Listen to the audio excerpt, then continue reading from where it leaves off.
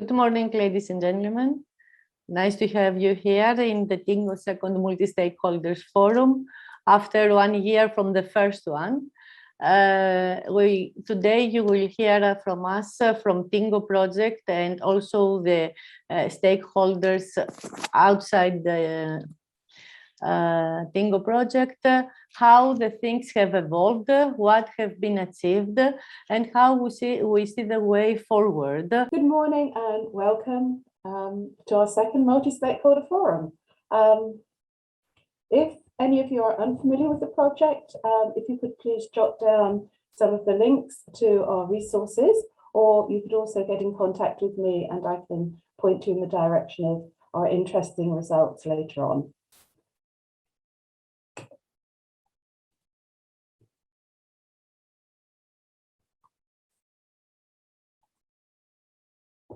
So, as Elena said, this is our second multi-stakeholder forum. We're now towards the end of the project. So the format of the day is that I will be making the welcoming address and scene setting, explaining a little bit about TInnGO. I'll be followed in our welcome by Ruth Lopian, the Equality Coordinator from the European Commission. Thank you, Ruth, for joining us in this. The first session will be held by Hilda Christensen, the technical lead at TInnGO, and we'll be focusing in particular on gender and diversity mobility plans, as this was not the focus of our first multi-stakeholder forum.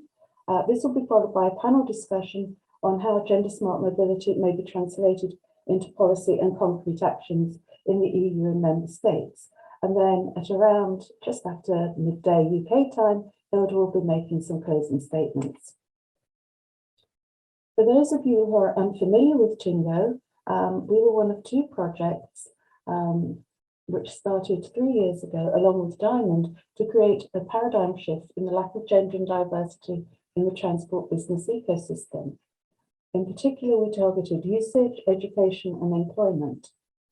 So why is there still a need to do this? I mean, we've been talking about this for at least the last 30 years that I know of, but things are changing. There's now an emphasis on technology-led smart mobility developments, which are still not informed by the needs of all citizens. And this means that future smart cities may not actually be inclusive.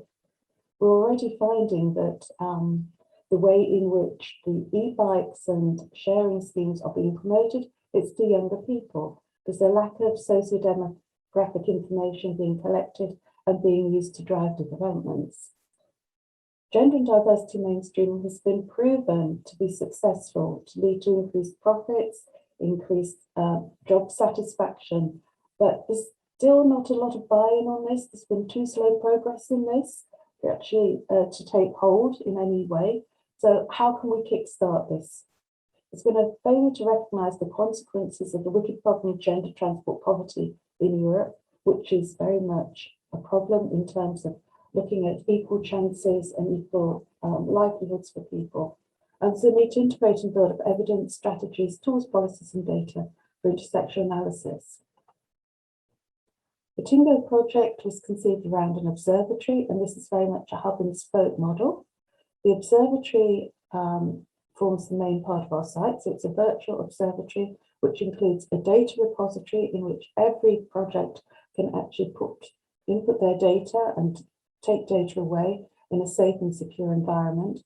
Hub pages, which show the state of transport and transport innovation in each of our 10 TInnGO hubs. The resources, which are the outputs of the project. An open innovation platform in which we share design and design conversations with the group and wider stakeholders. And we're using design provocation as a way of getting out rich stories of the lived experience of excluded groups, and look at how, and using design as a way to facilitate conversation around these. We also have links to other resources. The TInnGO Observatory is fed by 10 hubs across Europe. All of these have their own priorities and their own local interests, but they engage with the project. They send information to the project, so they're in charge of data collection. They're beacons of engagement, activity, and know-how, and you'll see that especially today in relation to the GAD apps, and they engage in citizen science and engagement with the local community. As I said, all of the hubs have a tile on the observatory where they show innovations, their ideas, and their problems, and latest news regarding diversity in transport. Gender transport poverty has been demonstrated and created by inequalities in access to transport, infrastructure and services, labour market segregation and the gender pay gap, participation in design and decision-making processes. Again, stakeholders find it difficult to engage with women and diverse groups in a meaningful way. So we're still seeing very much tokenistic engagement. There's gender-based violence in and around transport and harassment. There's been still a failure to properly consider trip chaining a women's journey in service planning. Now, if you add that to the dual burden that women face as carers, homemakers and employees, just making their journey more difficult if they have to change trains, change buses, adds to the complexity of their lives and eats into any recreational time and rest they may get. So it's really important in terms of quality of life and also to help women gain employment. Some women are suffering from a lack of agency on their freedom to travel. So although travel might be difficult, some women are denied even the choice of when and where they can travel.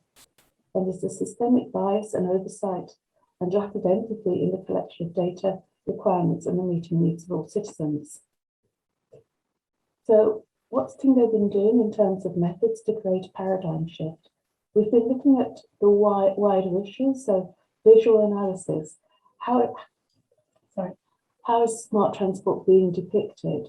Who's being shown as the users? What quality of life are we trying to visualize? We've been using agent-based modeling and intersectionality. As I've said, design provocations to actually engage people in a new way, rather than using surveys and focus groups. Then we sit around and design things together using visual tools. We've developed and used GADAPs, Gender and Diversity Action Plans. We're using systems design research to exploit the power of the meta-narratives derived from our hubs. We're trying to build up empathy and use empathy as a tool to help people understand the lived experience of women and those from diverse groups. We're supporting female entrepreneurs and using citizen science to actually gain more data on what is happening in local communities. So I talked in the last slide about the meta-narrative. All the hubs are contributing work, they're contributing stories, innovations to the hub. Looking at these, we can start to discover the systemic failures behind attempts to reduce gender and diversity inequalities in the sector. So from each hub, a piece of work is compiled to reveal a bigger picture, and all the data, as you can see, is triangulating very well.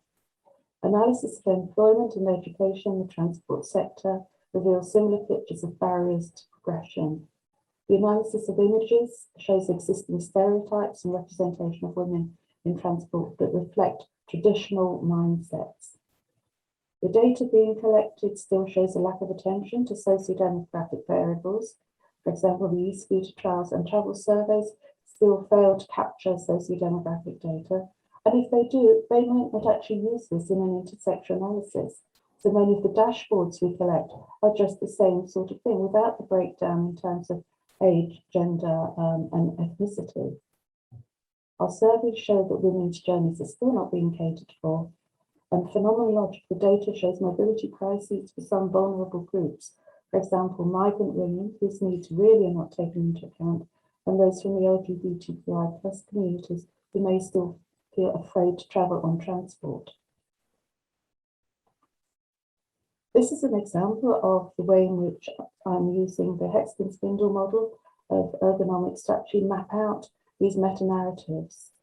Mapping these out is really important if you want to try and effect change. These display the problems and through the whole transport business ecosystem at many levels. By naming them and mapping them out, for example, into organizational, contextual and personal sectors, you can actually start to unpick who might be responsible for these issues, and you can target interventions and develop key performance indicators to reduce these issues. So this is just an example based on barriers to women's progression in research. So the summary, TInnGO has confirmed a slow rate of progress in gender and diversity mainstreaming, a relative lack of concern for gender issues in organisations. This isn't across the board, but we have found repeatedly that actually getting people engaged in gender issues is a really hard sell. There's still a shortage of data and unwillingness to share data and results across the community. We've addressed this by setting up a very safe and secure repository, which is open for everybody to input their data. There's been a lack of progress in dealing with issues related to fear of travel by excluded groups. For example, issues of lack of lighting, policing, empowerment are being raised time and time again, and they've been raised for the last 20 years. Through our work, we've developed a range of approaches to address these issues, some of which we'll be discussing today. So, in terms of concluding statements, gender transport poverty doesn't exist in isolation. It's a byproduct of entrenched gender inequalities, not only in the transport business ecosystem, but also in terms of the wider society. As such, it requires long-term strategic national and EU-wide commitment and investment in goals with short, medium and long-term plans aimed at combating all sources of gender inequality. It's not just a transport problem. Transformational changes are slow. They require changes in hearts, minds and behaviours at organisational level, but they are possible. Lack of diversity isn't just a gender issue. In TInnGO and Diamond, we have been focusing on gender. And I think it was assumed that the success we've had in improving gender diversity could actually be transferred to other groups. So looking at lack of diversity in terms of ethnicity and disability, this isn't happening. We might have had improvements in gender balance, but certainly not in terms of ethnicity within the transport business world. Gender transport research is part of this system, and it's subject to this negative and positive system archetypes common in the rest of the system. So thank you for this. We'll now show how the TInnGO hubs have used gender and diversity action plans to affect change at organisational and local levels. And hopefully I'll now be passing over to my colleagues to start session 1, which is focusing on gender plans, gender and diversity plans and what lies ahead. So over to you, firstly though, over to you, Ruth. Sorry, Ruth. Hi, you can stop sharing your screen, Andre. Yeah. Thank you. Thank you for this discussion in the beginning for TInnGO. It was a good overview of what has been happening 3 years now. And I asked Mrs. Ruth Lopian, Equality Coordinator and Policy Officer in the Commission, in the General Directorate Mobility and Transport, to tell us a few words about their work in equality in the Commission. Ruth, the floor is yours. Thank you very much. And can you hear me first? Yes, just yes, to check. perfect. Okay. Yes, perfect. Very good, because some things have gone a little bit astray before. Yes, thank you very much for having me at this meeting. I think it's a perfect start also to launch the Mobility Week, which has started in Brussels today. And when cycling to the office this morning, actually I still feel like a minority as a cycling woman, and this brings me to my little introduction of this meeting. There are still too many actually who think that transport is gender neutral, with a street or a means of public transport serving all users equally. And a lot of research has already shown us that this is not the case, and that women and men have different needs and restrictions when using transport and also in transport infrastructure. And to ensure that transport is smart, efficient and sustainable, we need to consider these differences to adequately meet the demand of all users in all their diversity. The European Pillar of Social Rights Action Plan has recognized transport as an essential facility, which is providing access to employment, education, health facilities, and leisure.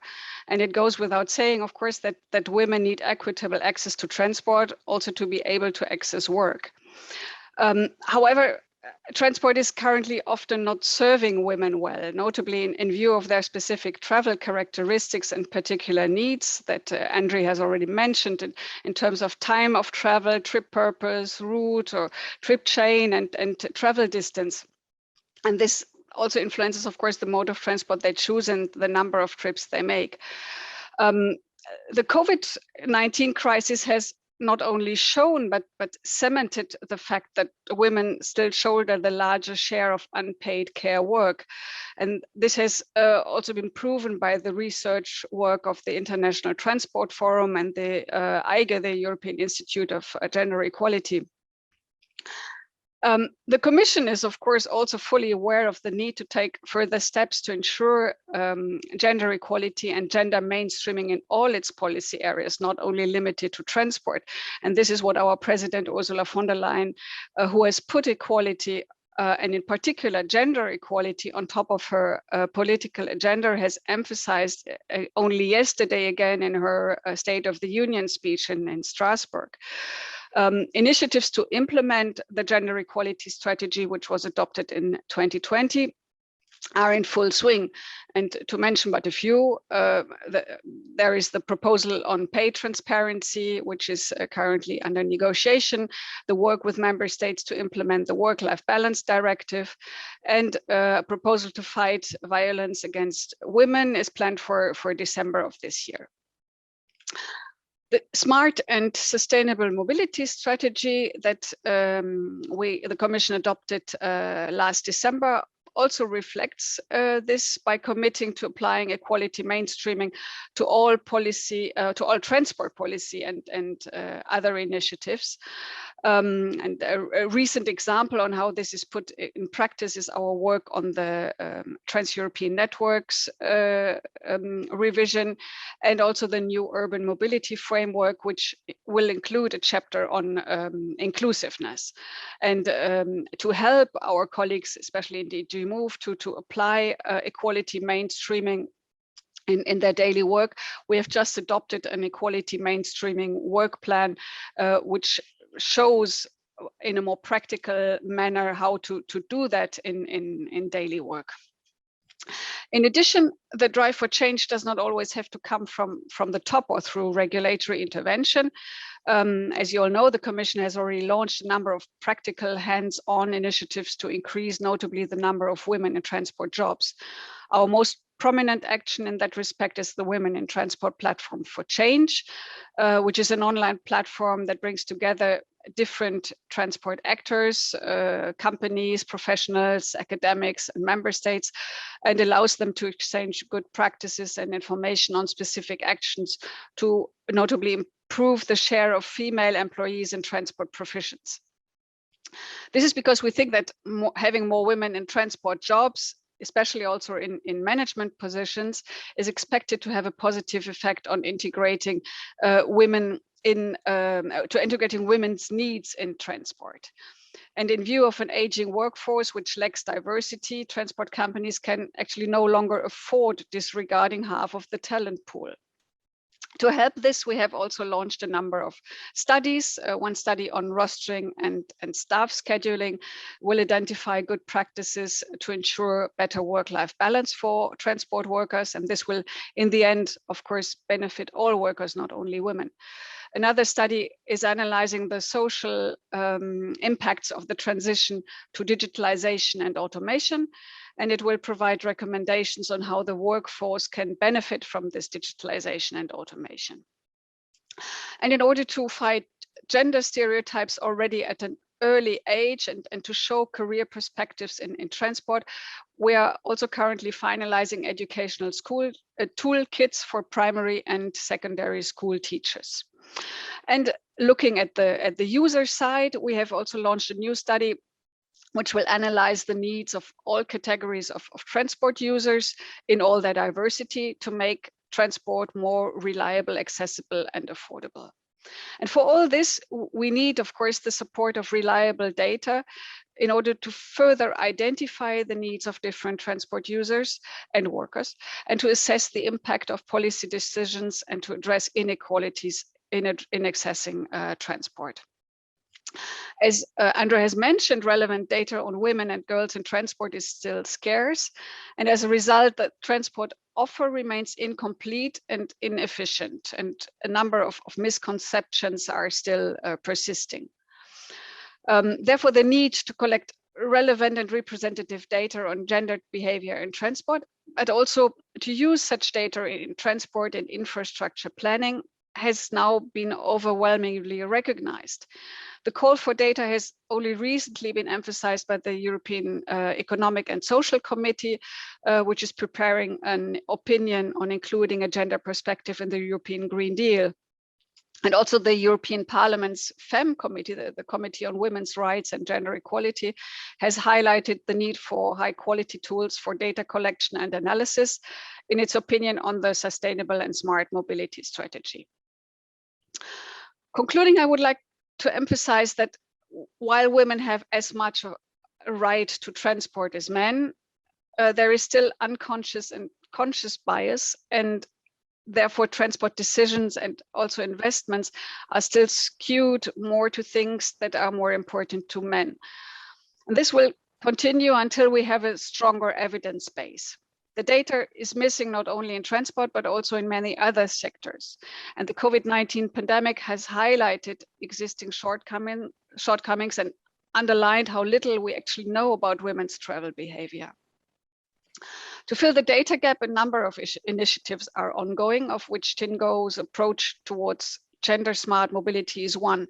And therefore, I'm very much looking forward to your presentation on how research can help making transport policy more inclusive and more accessible, and especially what progress has been made with TInnGO to underpin that. Thank you very much. Thank you, Ruth. Listening for the things how policy can be helped by research. We start our first session with shifting from gender action plans to gender and diversity action plans, and of course what lies ahead. So I'm calling my colleagues for the first session. Hilda is not still here. Mihala, the floor is yours to make the introduction of the session one. Thank you. Okay, so I'm gonna tell you a few words about what we have done in relation to gender and action plans in TInnGO. Of course, we thought that Hilda was gonna start introducing this work. So this is gonna be like, I will move directly into the GDAP work without introducing it that much, but I hope that you will follow us anyway. Because I'm going to talk about how we actually work very concretely with gender and diversity action plans. And we will also present some presentation of the actual work of some of the hubs that are present now in this panel. And we will also talk about later on some lessons and success factors from working with gender and diversity action plans. So gender and diversity action plans is, you can say, an integrated planning tools that include gender equality within a project, an organization, or a community. And it's a method that it's based on other methods used in gender equality work, which you can read more about, for example, on the EIGE site. And EIGE is the European Institute for Gender Equality. So to say a few words about what the GDAP works aims at, it aims at develop or deepen the understanding of an issue of gender and diversity within an institution or municipality or similar. It also aims to ensure that policy programs and activities that these kind of institutions does include gender and diversity perspective. They can also be used to promote the considerations of gender and diversity issues at different policy levels. And of course, above all, it's about supporting people in achieving a sustainable everyday life and a diverse group of people. So more specifically, what we have done in TInnGO is that our national hubs have produced 11 different GADAPs within their specialist areas. They have all, or we have all done workshops with stakeholders, and we have, based on these workshops, developed action plans and tested and developed gender smart indicators. So I will get back to what that exactly means soon. But I want to say that we see this work actually as quite groundbreaking, since we develop and test a methodology. And we know that in the transport sector, we don't have a systematic way of working with gender and diversity in action and systematically. So this is a very important step to actually have tested the same methodology in different settings. So that is, of course, one of the groundbreaking things. And secondly, we have also initiated a process of change in the transport sector through this work. So in that respect, we are moving towards game change, I would say.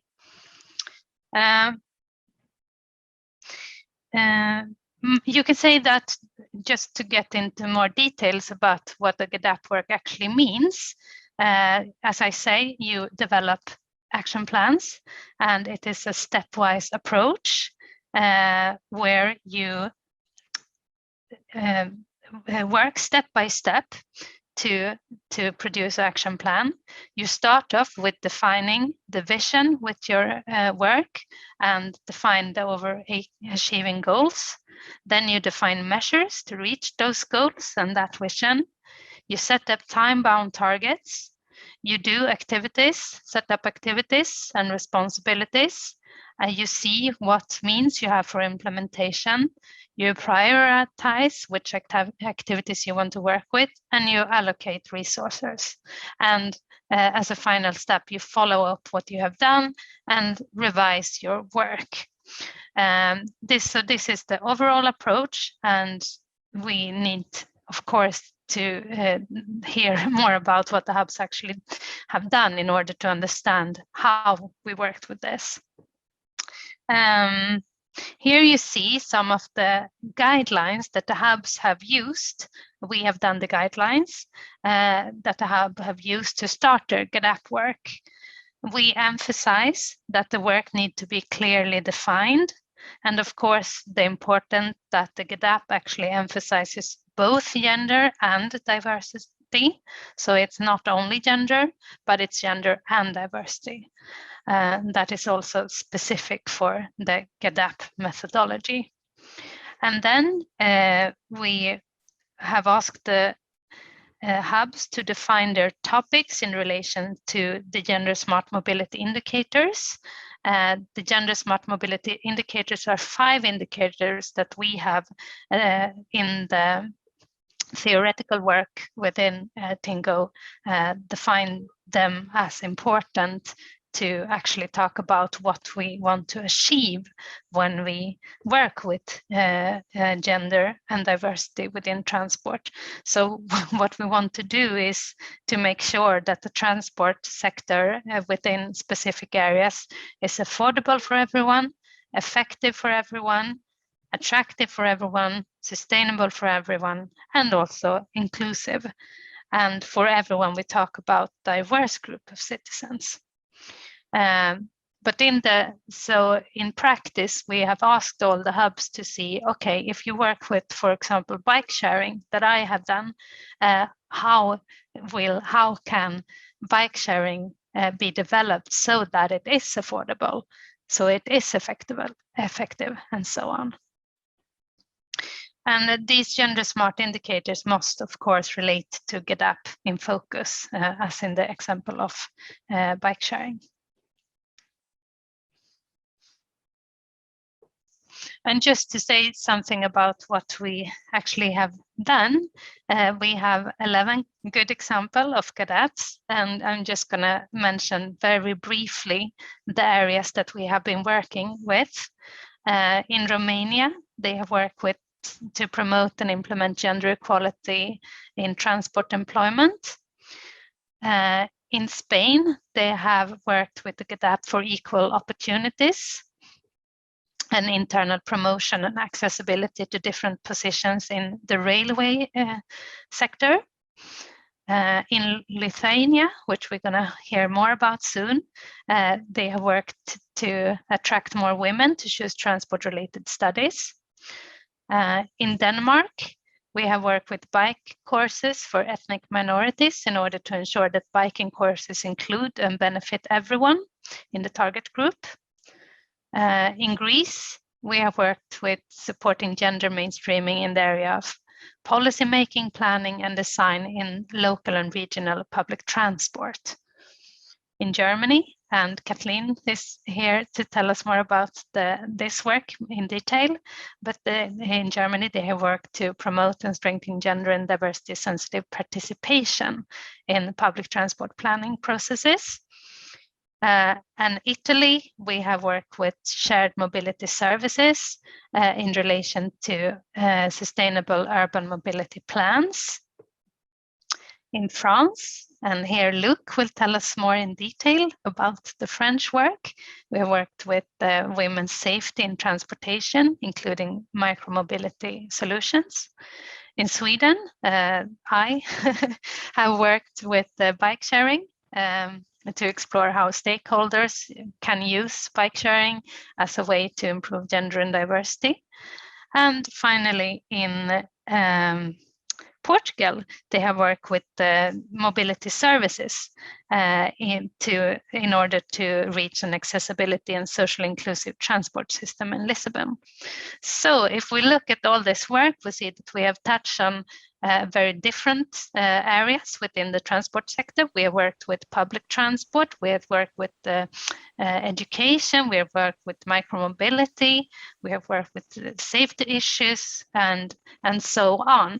So we actually think that, as I said, using the same methodology to try in different settings, we can actually both develop this GetApp methodology as a new novelty and also have actual impact on the gender and diversity work. So with that said, I want to give the floor to the hubs that can give more specific information about how a GetApp work can be performed. I'm sorry, I think we have Hilda with us again. Maybe Hilda, if you're able just to say a few words before the hubs present the actual GetApp work, I think that would be a good idea. Do we have Hilda? It seems connected, but I don't know. No, now she's out now. She's out. Okay, then let's go directly to the to the let's hubs. go. Let's hear Luc Berman about this, and we'll try to connect with Hilda in an instance.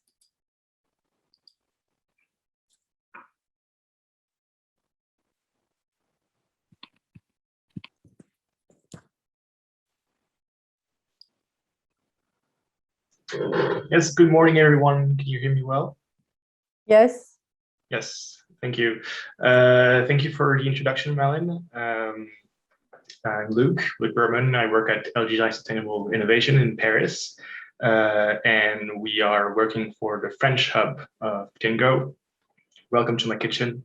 Sorry, I did not put the TInnGO background today. So yes, I will briefly show you what we did in Paris for gender and diversity action plans.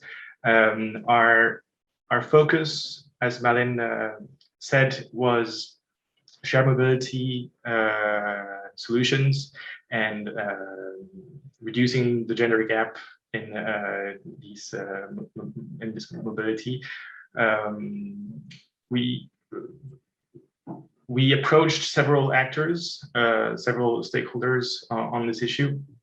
So first of all, the mobility agency of the city of Paris, so directly local authorities, but also the operators who are behind these micromobility and shared mobility solutions. And those were Velib, the operator in charge of shared bicycles, the public shared bicycle system, Lime, Dot, and Tier, the three main operators of shared kick scooters. Uber, you probably know it, so this ride-sharing app, putting in relation clients with chauffeurs. And ZT is a new actor in Paris. It's owned by Renault, or in partnership with Renault, the car manufacturer. And what they do is that they have several car sharing shared cars throughout the city. And prior to meeting with all these stakeholders, my former colleague Cosima and I undertook a socioeconomic research to identify what was the situation in Paris, what was the gender inequalities and diversity and inequalities regarding mobility habits and preferences. And we also came up with several recommendations per mobility mode. And we undertook this research to legitimize our analysis and our recommendations when approaching the stakeholders I just mentioned. And the way we approached these stakeholders was first through individual meetings, explaining our approach, the issues at stake, and then second through 3 Get Up workshops, having them all around the table to talk all together about gender issues in shared mobility and what can they do about it. With, again, here the 5 concepts that were mentioned by Malin: inclusivity, diversity, affordability, sustainability, and efficiency. And then after these workshops, I'll show you the results in a few seconds, but after we did these workshops, we had individual discussions with specific shared mobility operators who were more interested in our offer, in our insights, and yeah, together we drew paths that they could take to ease the access of women, of minorities to their services. The findings of these workshops and interviews were that the implementation of actions is uneven depending on the provider. Some shared mobility providers have been around France, around Paris, around the world for a longer time than others. This is the case for Uber, who was launched 10 years ago, and who has already worked on gender issues, not only in Paris, but also in Paris through dedicated gender and diversity focus groups, by conducting surveys, by unfolding campaigns, and also by working with NGOs and consultancy services who are specialized in these issues. And another result was a strong commitment by all these actors to implement changes in their organizations and in their services to reduce the gender gap. There's a real realization that there's an issue, not only in the economic aspect, where it's 50% of their potential clients, but also in the more philosophical right to the city aspect that they believe that they offer as mobility providers.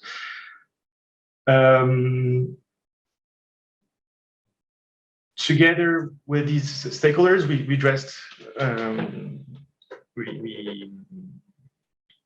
we listed several concrete actions that they could implement to reach these 5 principles that Malin explained. I'm not going to go through all of these actions individually, but you can find a detailed report of these discussions online on the TInnGO website. But it goes from internal HR incentive policy, so in the employment aspect, to providing psychological and legal support to victims of violence. So it's a wide range of solutions. And as a conclusion of our work with shared mobility providers, I think what was very clear is that there's a strong necessity to work with operators on a one-to-one basis in order to address their specific challenges. There's also the need to work with local authorities to intervene in the realm where they are abilited, where they are acting. So in the case of Paris, we put the operators in contact with the city of Paris to work in refurbishment of public spaces to include the gender aspects. There's also a need to work with local associations who are already active on these issues because they have an expertise and they can bring a real added value to the services of these operators. And finally, one aspect that was highlighted throughout our discussions is the necessity to broaden the collaboration between mobility stakeholders on the issues of equal access, so that it's a common objective, and so that they can exchange resources and good practices. Thank you. That will be it for me. If you have any questions, I think there's a Q&A after our panel, but I'll be happy to answer these questions.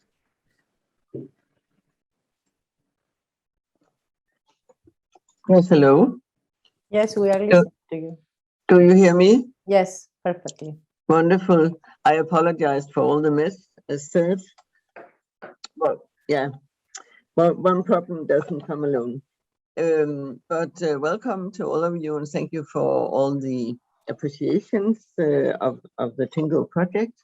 And I think my role here was to be the moderator. I have planned to introduce a few concepts in the beginning, but I will make a leap here and just continue the program. And I think the next speaker is Kathleen Schöne. Am I right, Kathleen? And Kathleen Schöne is a researcher at the Institute for Media Technology at Ilmenau University of Technology in Germany.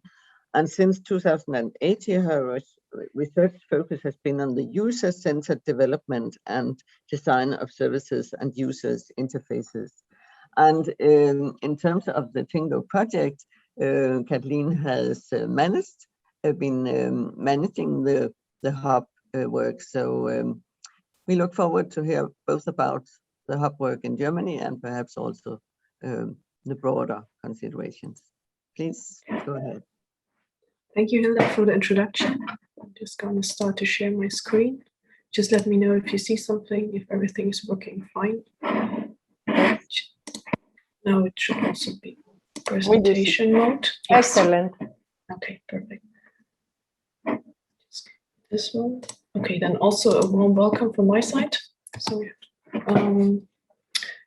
as Hilda mentioned, I will present you the data from the German hub and the German hub activities. First of all, who is the German hub? Who works in the German hub? It's us. It's the colleagues from the Technical University Ilmenau, and also the partners from the mobility consulting company Plan and Rad. Together, we are cooperating with our city partner Region Hanover and the respective transport companies Östra and Regiobus. We're focusing on two objectives within our hub.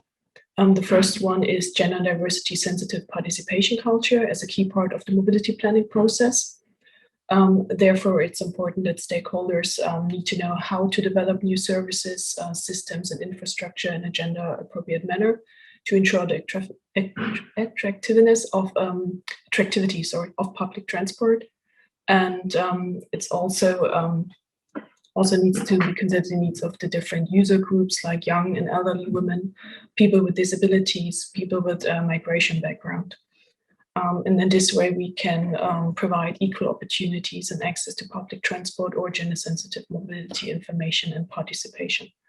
Our second objective is the gender-sensitive mobility data for mobility planning. What we see so far is that the necessary data is often collected but not evaluated separately for gender-specific mobility issues. So that's why we're exploring and hopefully further developing methods of collection, evaluation, and the type of gender-specific mobility data. Now we're jumping right into the cooperation with our city partner, Region Hanover.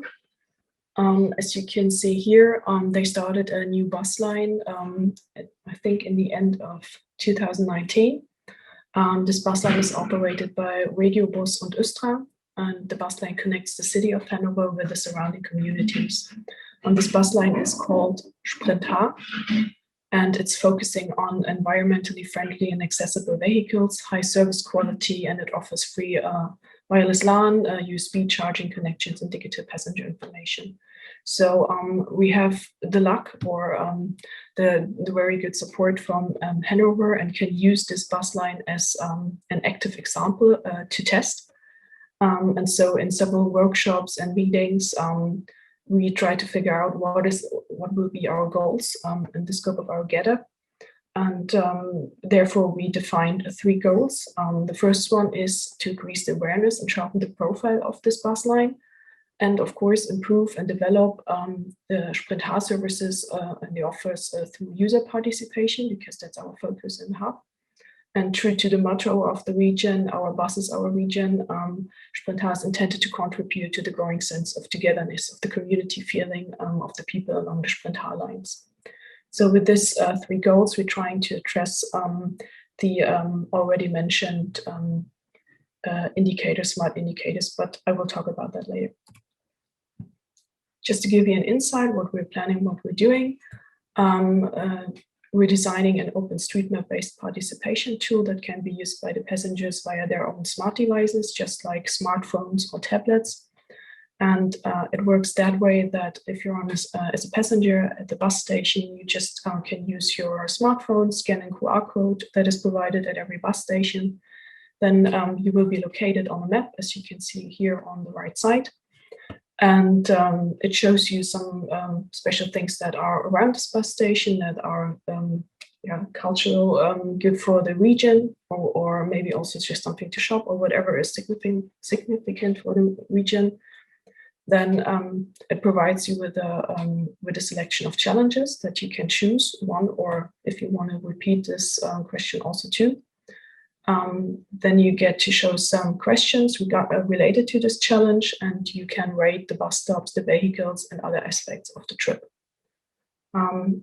if the passenger wishes, he can also take a photo and upload it. So that is added to a gallery on the website of the Region Hanover. That is this community factor that I was mentioned before. And you can also just complete these tasks, this challenge, or you can add another rating for another bus stop. So for example, if you're going on board of the bus, then you can rate this bus stop. And then if you're leaving the bus, then you can rate this bus stop too. It's the choice of the passenger. And at the end, the passenger has the opportunity to win a prize. What that prize will be, it depends on what other cities or what our city will provide. So it could be vouchers, it could be goodies to pick up. That's up to the cities or the transport companies. So now, what are these challenges that I talked about? These are challenges on gender and diversity topics, which can be flexible provided by the transport operators. So that means it can be a lot at the same time, but it also can be in a row. So you have 1 week this challenge, the next week this challenge. And it can the passenger can select which challenge he wants to participate. The challenges that were defined together with the Region Hanover based on their offers from this Sprintar bus line and based on our smart indicators where the topics just like traveling with kids, traveling with luggage or shopping bags, passing the time on the journey. So what are you doing when you're driving long distance? Then discover your surroundings. So what's outside the bus, what you can see. And also some topics just like if you're taking the bus, the bicycle with you on board of the bus. So different topics, and they can be expanded, and there can be a lot of other things. So just for the start for our activities here in the German Hub, we choose some of these activities. With regard adapted to these respective challenges, there are questionnaires that will be that you can access via your this tool that we developed. And then there will be questions with regard to mobility restrictions. Do you have enough space?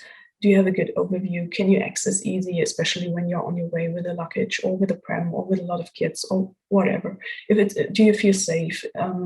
It is enough time to get in and out of the bus. Would it be better if there would be some sort of assistance? So there's so many things that that you can ask, and with these challenges, you don't have to provide one extremely long questionnaire and ask everything. With the challenges, you just have the opportunity to focus on one topic and target this to a target group. So you really reach the right group with your challenges, because the passengers can choose by themselves which one they would like to participate. But just one comment to this.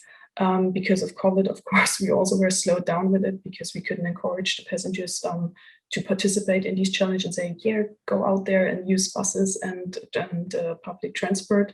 But we hope that we can catch up in the next weeks.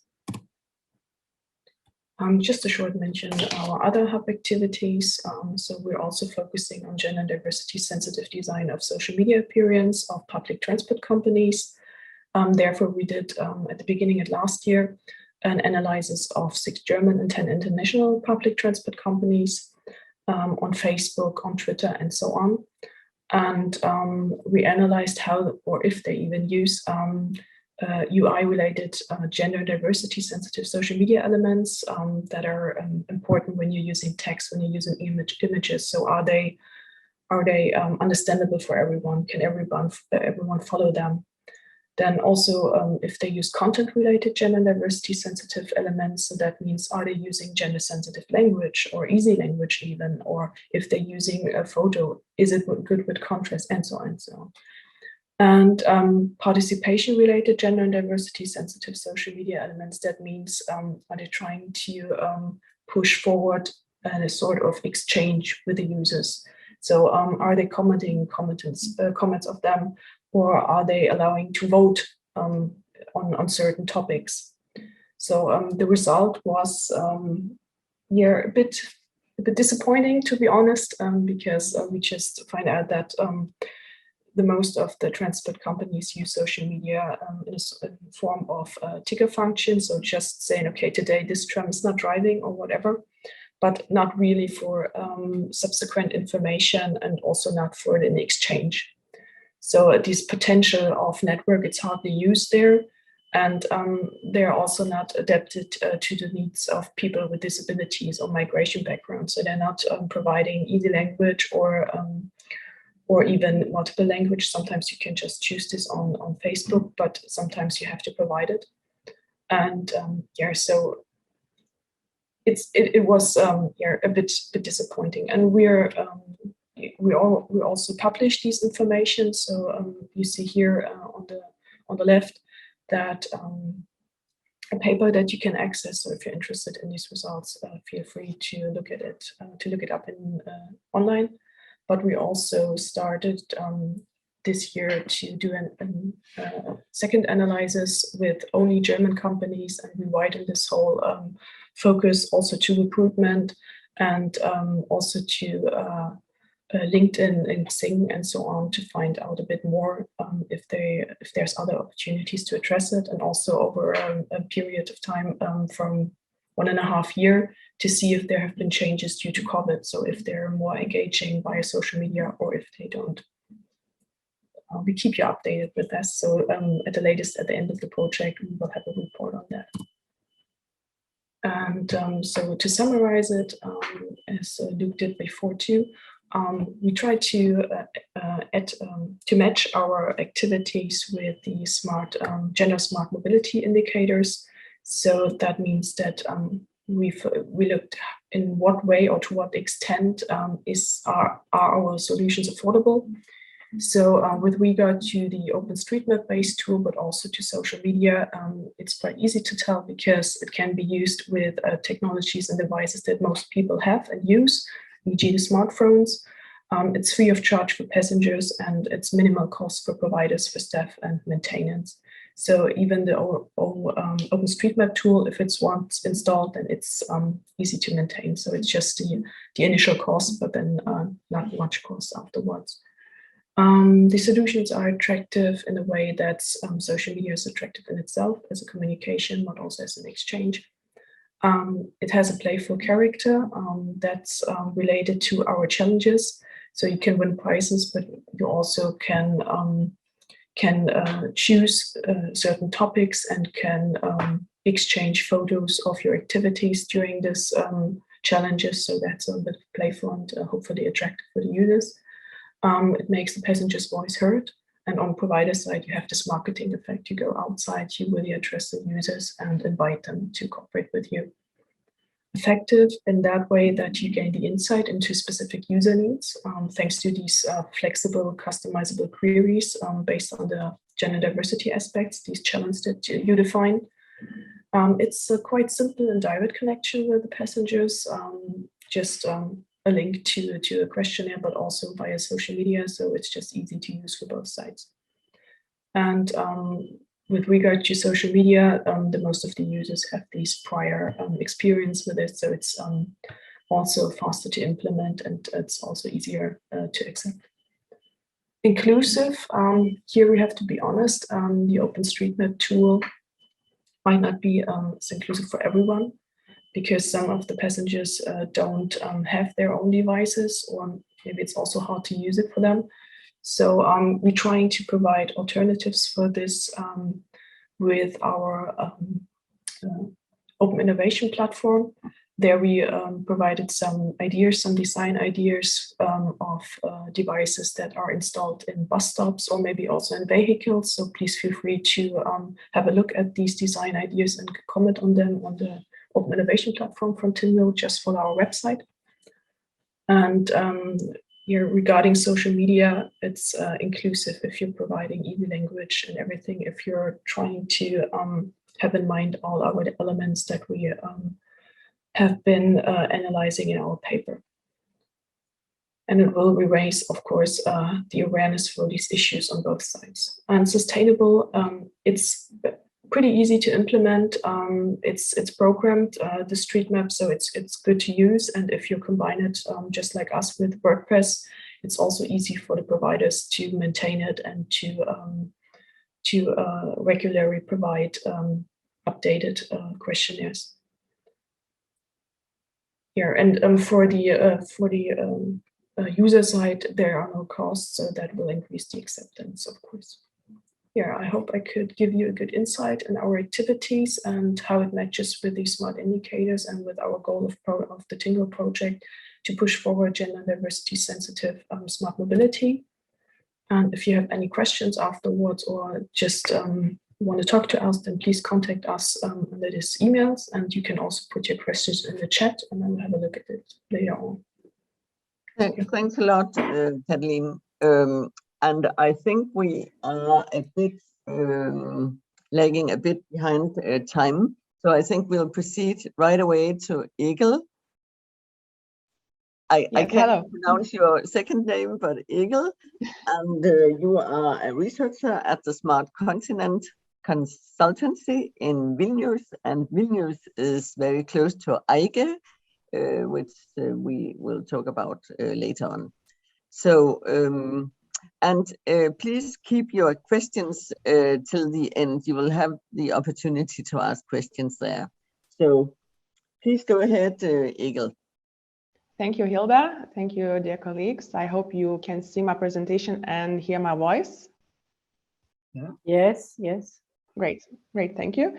So right now I'll present our Baltic Hub and the GAD app of Baltic Hub made with the collaboration with one of the technical universities here.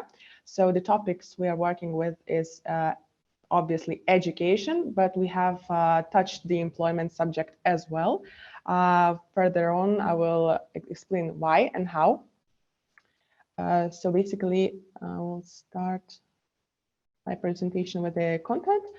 So I will talk a little bit about our stakeholder and our GAD app, and then I will proceed to activities later on with the difficulties and success factors we have faced with, and end my presentation with the smart dimension of the GAD app. So basically, we are working with one of the technical universities here, including transport branches. So variety of technical and STEM fields are included. The gender aspect we are working with is that the more diverse study environment could benefit to the achievements in the context of studies and transport innovation, as well as more gender balanced future work environment for the graduates. Why we are talking about employment, not only about education. So during our activities with the other education institutions during TInnGO project, we have identified that with the help of the other institutions, we have identified one important aspect of how the young people, young females, could be inspired not to be afraid to become a professional in transport field.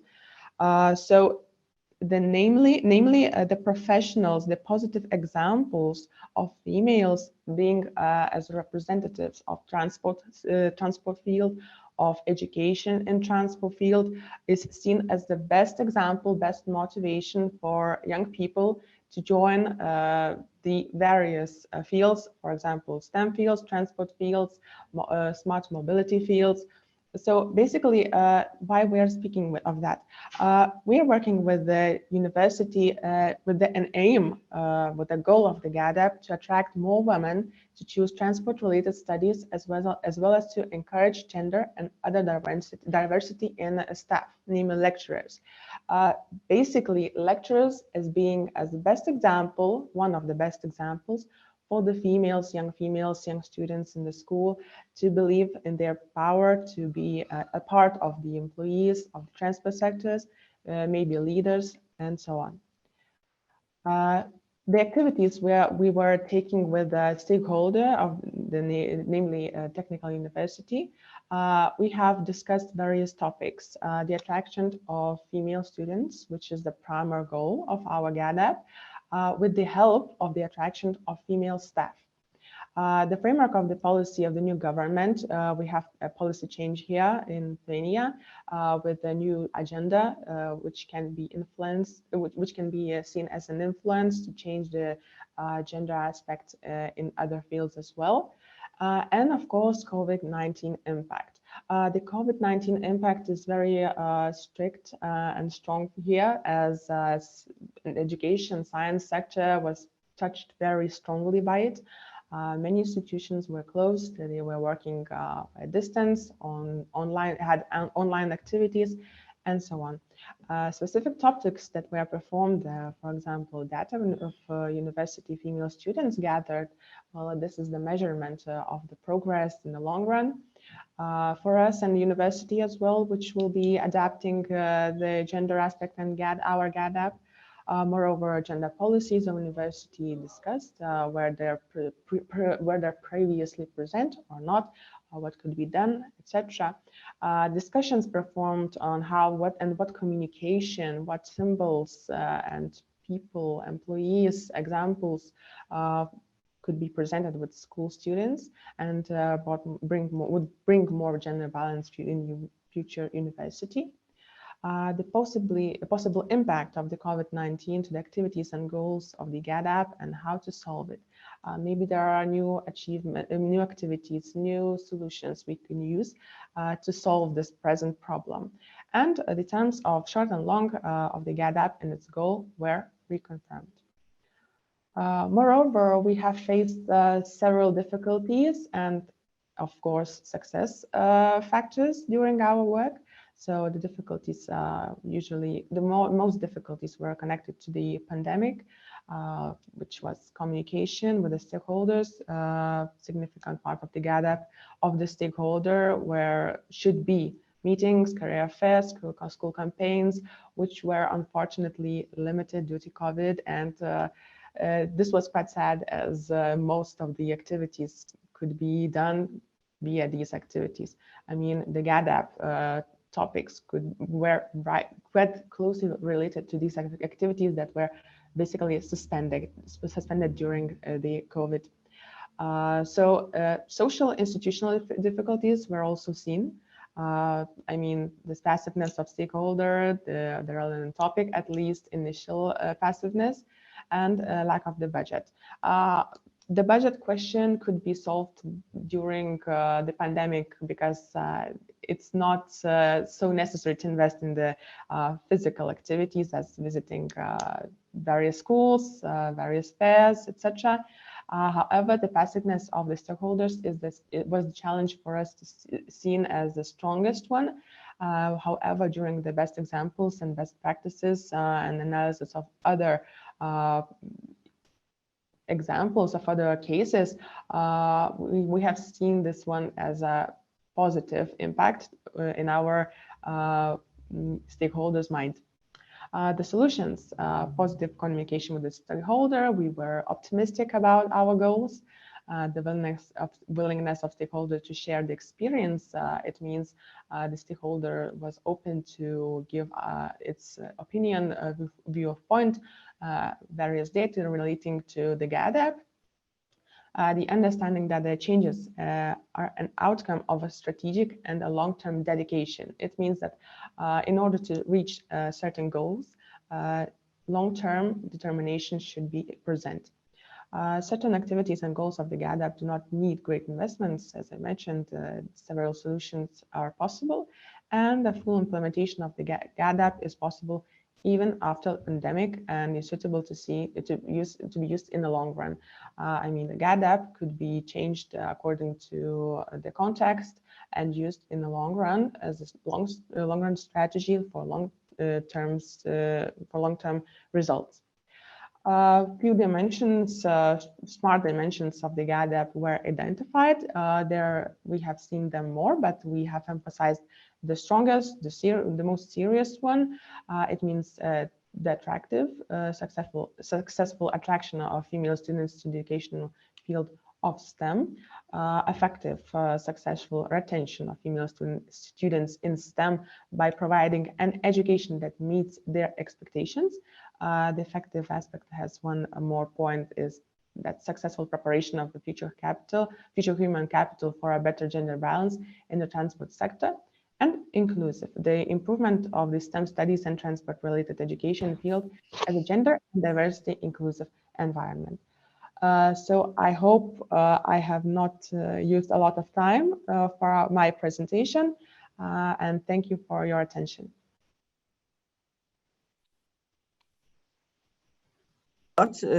Egil, for an interesting insight in your hub work. And since we are running late now, I will hand over the word to Michaela right away. And Michaela, please be aware of the time. So because I think we would like to have just some questions at the end. Yeah, sorry. I will be fast. And Michaela, I don't know whether anybody presented you. Michaela is a postdoc here at University of Copenhagen, and we have been working with transport and mobility for, yeah, I would say decades now. And I think we are also getting a bit impatient about the slow progress and development, even though a lot of things are popping up now. But Michaela, please go ahead. Thank you, Hilda. Yeah, I will talk a bit about the lessons learned in our work on setting up gender and diversity action plans in the TInnGO hubs. I hope you can see my screen and hear me talking. Yes. So first of all, I will like to emphasize this work as a process, that is a learning process. What we have done in the TInnGO have been to redefine theories of gender action plans and to translate these redefinitions into practice. So the ambitions have been to introduce diversity as a part of gender action plans, mainly by using theories of intersectionality, and to advance existing approaches on how to work with these plans.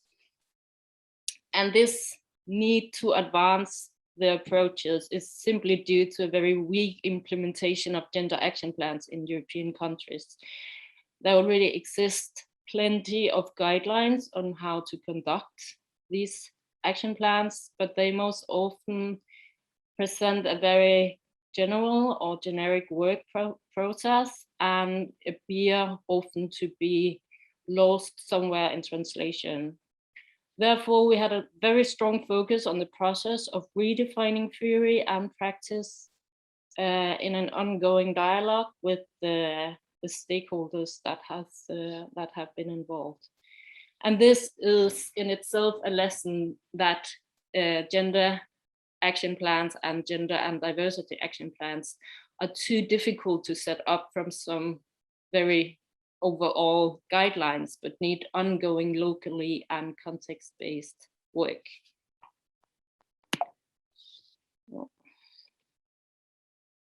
So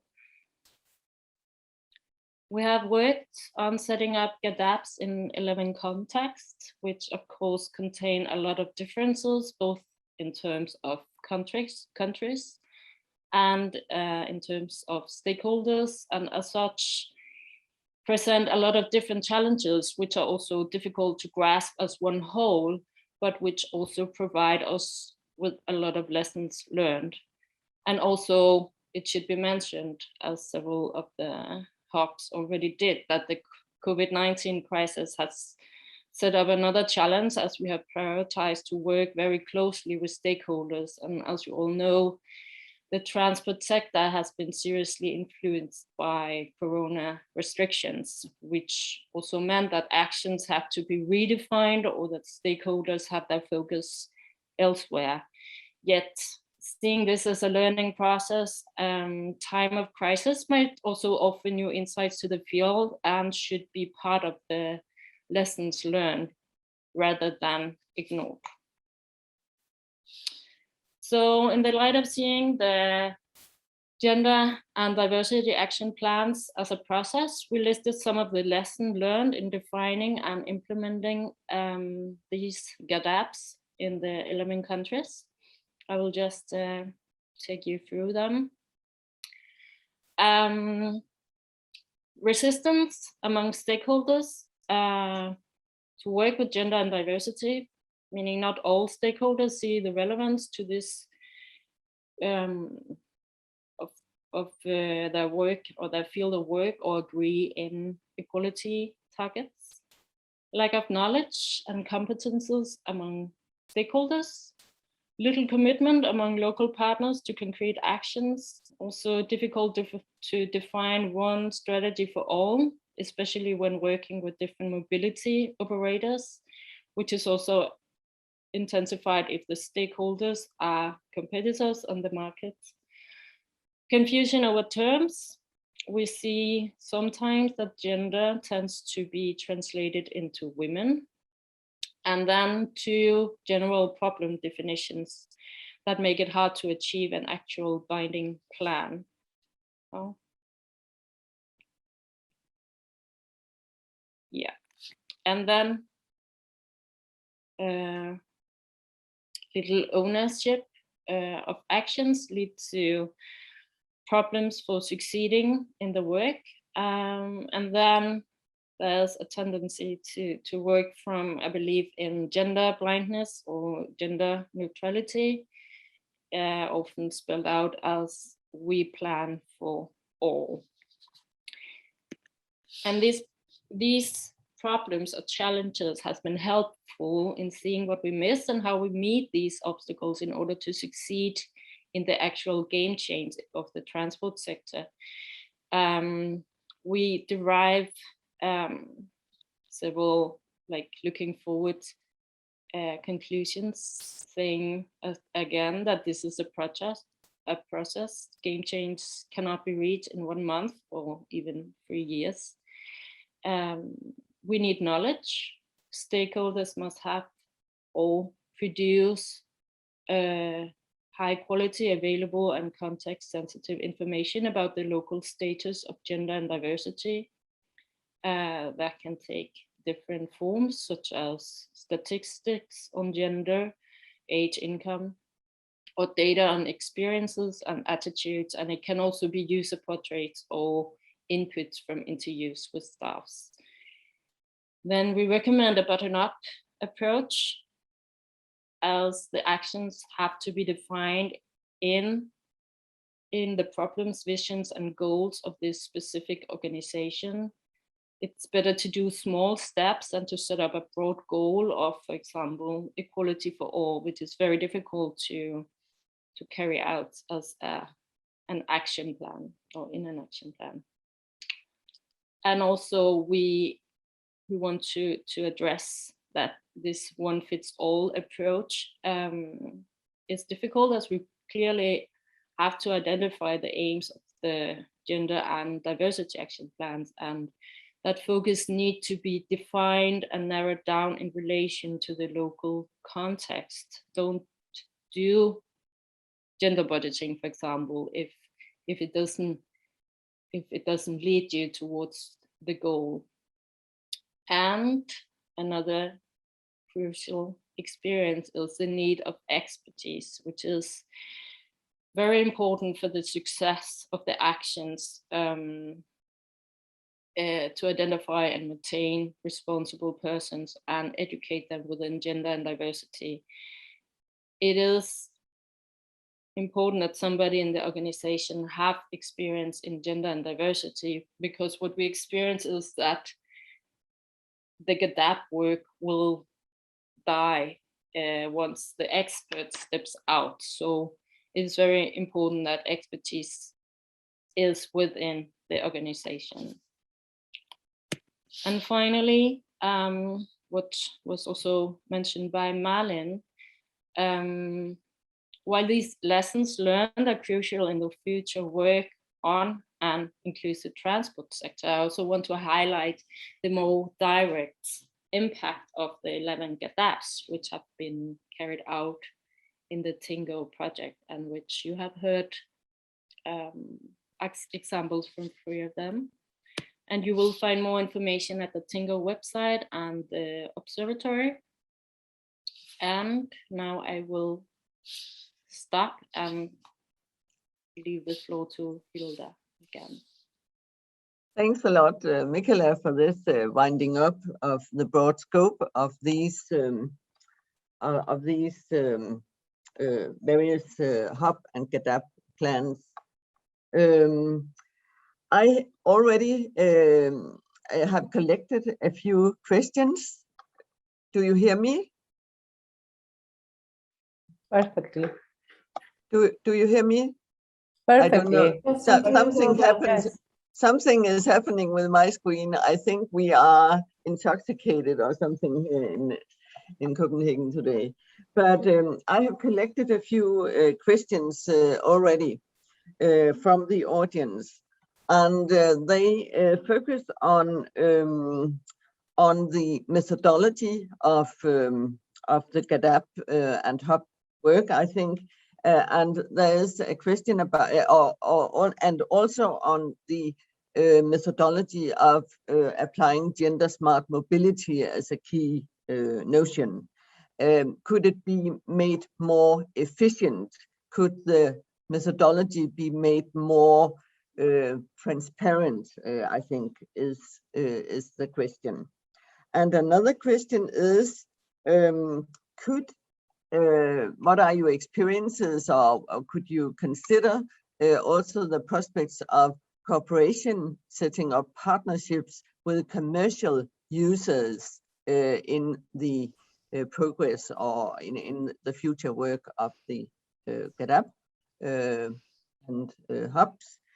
And a final question is, how do you see the possibilities of upscaling your experiences? I mean, upscaling politically, organizational, but perhaps mainly politically at different levels. So 3 questions here: methodology, commercial partnerships, and upscaling. And I think we'll just open now the floor for those of you who want to step in with your considerations. I can start to say something about the methodological approach and the question about how we can make it more effective. I think what we have tried to do is to make the methods very easy adoptable, so describe it step by step, and we also have a report describing that will be made public. So we really worked on that to show, okay, this is how you do, to make it more effective. But I also think that one very important aspect here is that since gender inequality issues are quite complex or very complex and really needs a lot of contextual focus in the setting that we are, that of course we can apply guidelines which can open up for those more qualitative processes. But the point is that in every context you need to do quite a lot of work in order for them to success, as Michaela described in her presentations. So of course we have done our best to make the method clear, but the work needs to be done by the sector and the involved actors, I think. Yes, thanks. Michaela, you wanted to join, to step in? No, I think I think that Florian has been wanting to add a comment for a long time now, so maybe we should leave the floor to him. So who? Look. Florian from the Romanian hub. Yeah, but that would mean that Elena has to make a panelist first in order to that we hear. Elena, can you give Florian access? I have done this. I hope that he will be in. He's not in. No. Any other comments here or considerations? Look, do you have any considerations regarding gender smart mobility and the smart city? We had these discussions. I mean, yeah. I would like to add an insight on the economic priorities. I'm not able to rephrase the question perfectly, but I believe it was a question on do these companies realize the economic, do they conceive gender issues in their economic plans or something? In our case, we dealt a lot with startups, and it's a interesting type of actor, as startups they are constrained to build their business plans on a year basis, or maximum 2 years. Long term for a startup is 2 years. And this is a limit for them regarding gender issues, because many times the people behind these startups are male, coming from a wealthy background. They have studied economics or engineering, and they will try to, they will tend to give a service that is for their own demographics. And gender issues and diversity issues would come later, as their economic model is more sustainable. So they, but they do realize that it's an issue, because, well, it is 50% of potential of their potential client base. And on the political upscaling, one interesting way forward on this would be to have a sort of a European charter on mobility principles regarding gender. So this is something that I saw in Paris between taxi operators of taxi companies and ride-sharing companies. They signed a charter with the French government on gender equality in their services and in their companies. And in something that could be also done at the European level, with representatives of national governments and representatives of the main transport associations, if they could be around the same table and agree on specific principles. Maybe that's a way to upscale the discussion a little bit, and to disseminate the concepts all throughout the union. I agree very much with you, if I'm allowed to be of an opinion here, and I'm sure we will return back to some of these points after the panel here, after the next panel. And now, Michaela, for the last, I will give you the last words here. You're still muted, Michaela. Yeah, sorry. I just want to mention also in relation to upscaling that all 11 GADAPs have been translated into policy briefs. So we also have this focus in the work to reach out and to learn and to reach the political scene. Thank you. Thank you so much for very interesting presentations. I hope that they will be of inspiration for both the TInnGO project and also for the audience who are here today. And now we will close this session. And I think, Elena, you need to Yeah, I need to make some technical stuff Yeah, to go to the second Thank you so session. much. Thank you all. Thank you very much. Well done. I just, we want 7 minutes to proceed to the session 2. How gender smart mobility translated into policy and concrete actions in the European Union and member states. We'll hear from our experts on this. See you in 7 minutes with a small break. Thank you. Okay, thank you. Hello again. We are ready to start our second session about research and policy. I'm giving the floor to my colleague Dimitris Micharikopoulos, who will be the moderator of this session. Dimitris, the floor is yours. We can't hear you. You have to unmute. Hello, I hope you can hear me now. Yes, perfect. Okay.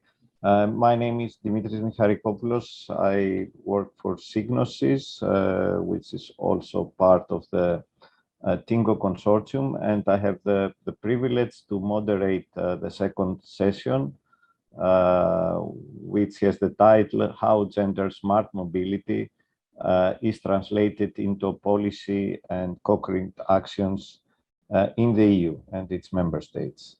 And we will try to, with a discussion with representatives of key stakeholders from research and academia, from international organizations, from policy making, and from NGOs, to discuss and explore some of the key questions. Perhaps the notion of gender smart mobility say something to experts and policymakers, but perhaps not to everybody. What does this mean in practice?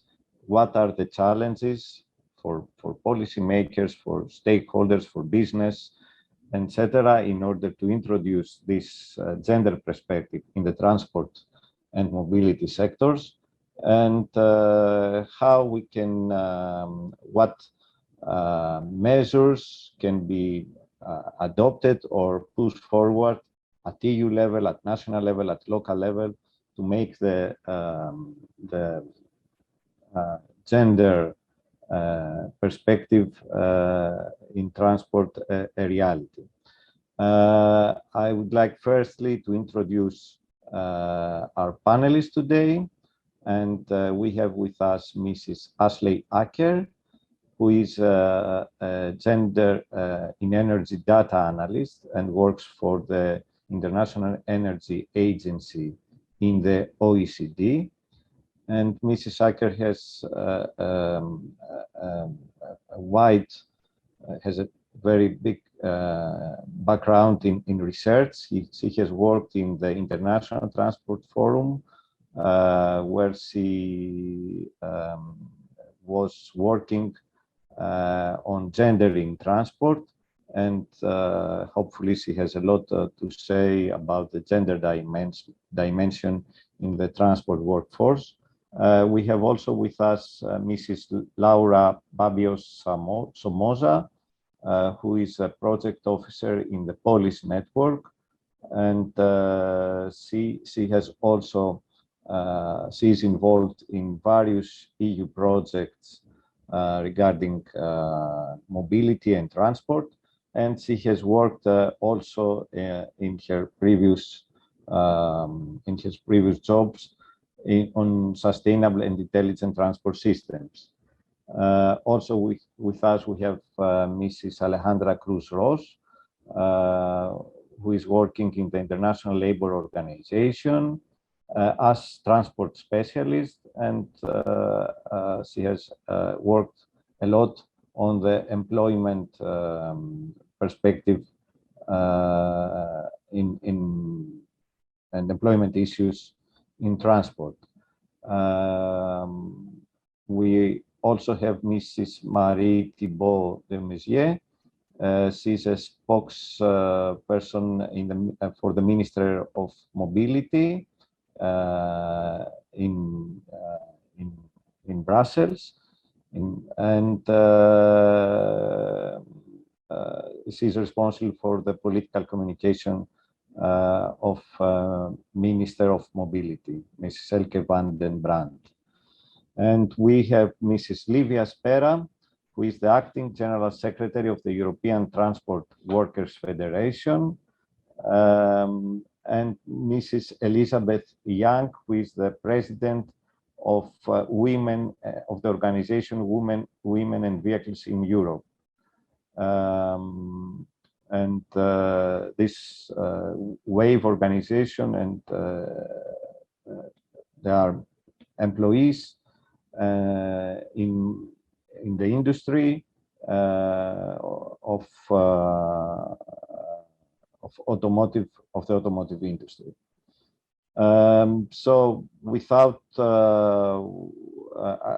any delay, I would like to start with the questions. I will pose a few questions to the panelists, and then we can continue with questions that the audience can pose through the chat.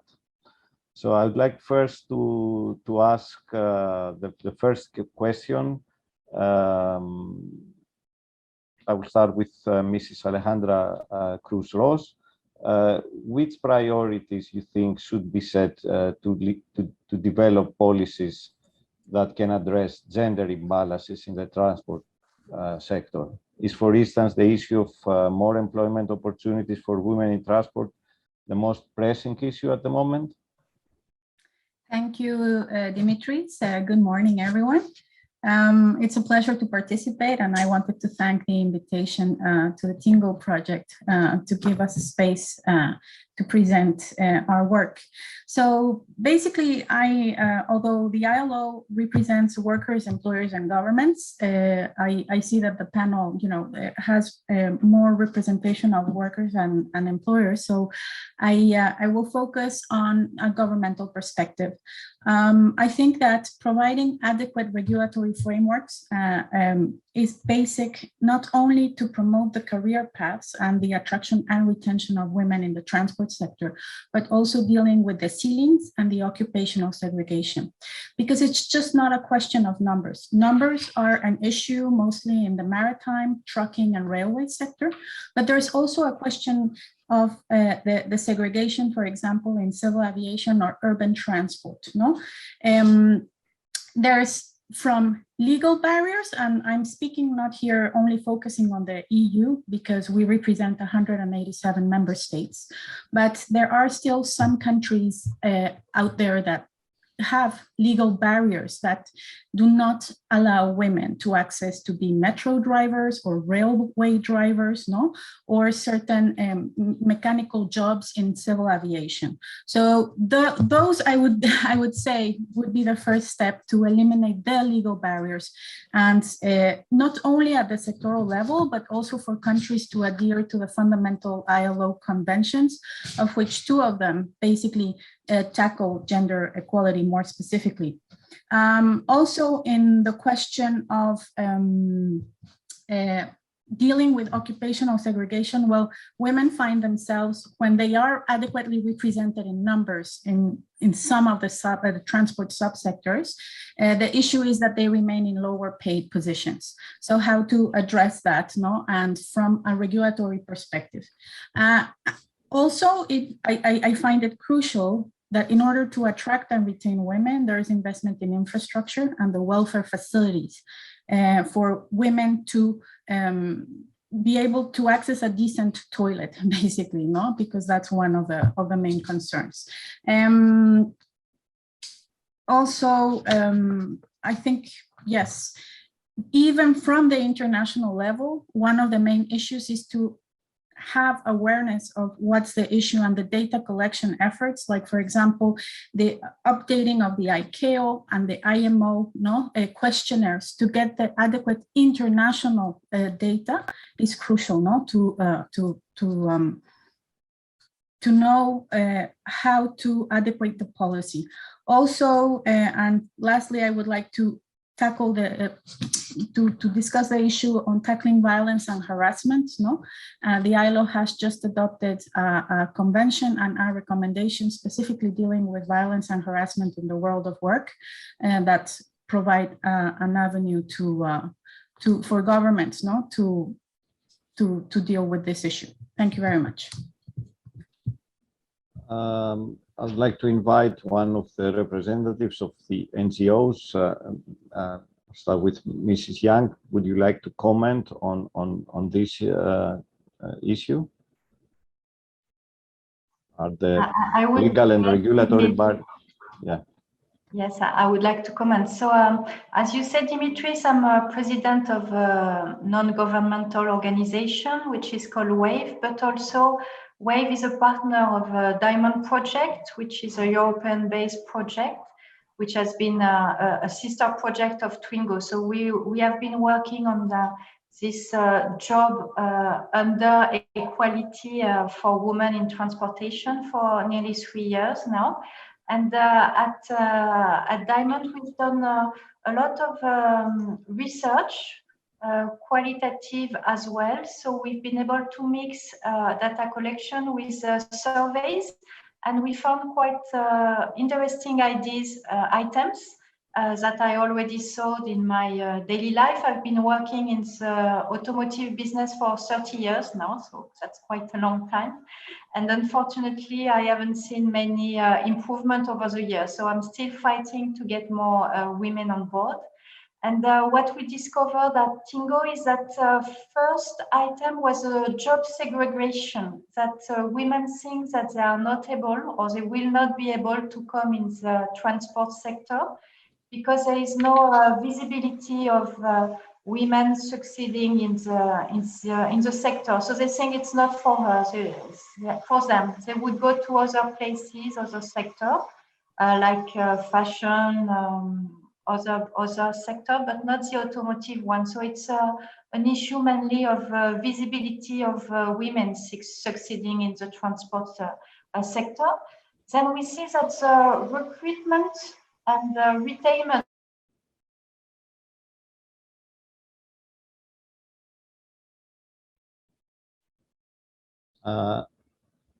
we cannot hear you. Elizabeth is frozen, I think. Maybe the connection was lost. I'll give the floor perhaps to Ms. Marie Thibault-Messier to give us her perspective on the issue of priorities for policy from your experience in Belgium. Would you like to say a few words? Yes, good morning, everybody. Thank you very much for inviting Brussels to this discussion.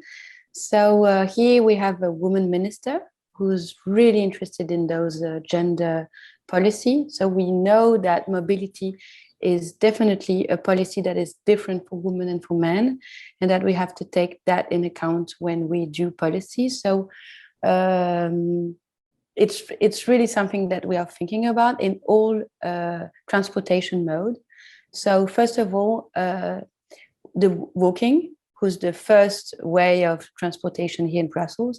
And we know that there are more women who walks than men, because men are more in car than women.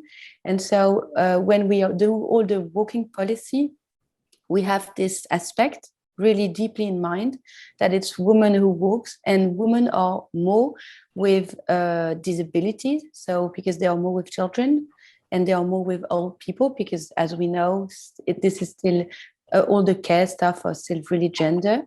So when we have walking policy, we know that it will have a big impact on women. So this is something that we really put on the top of the list, improve all the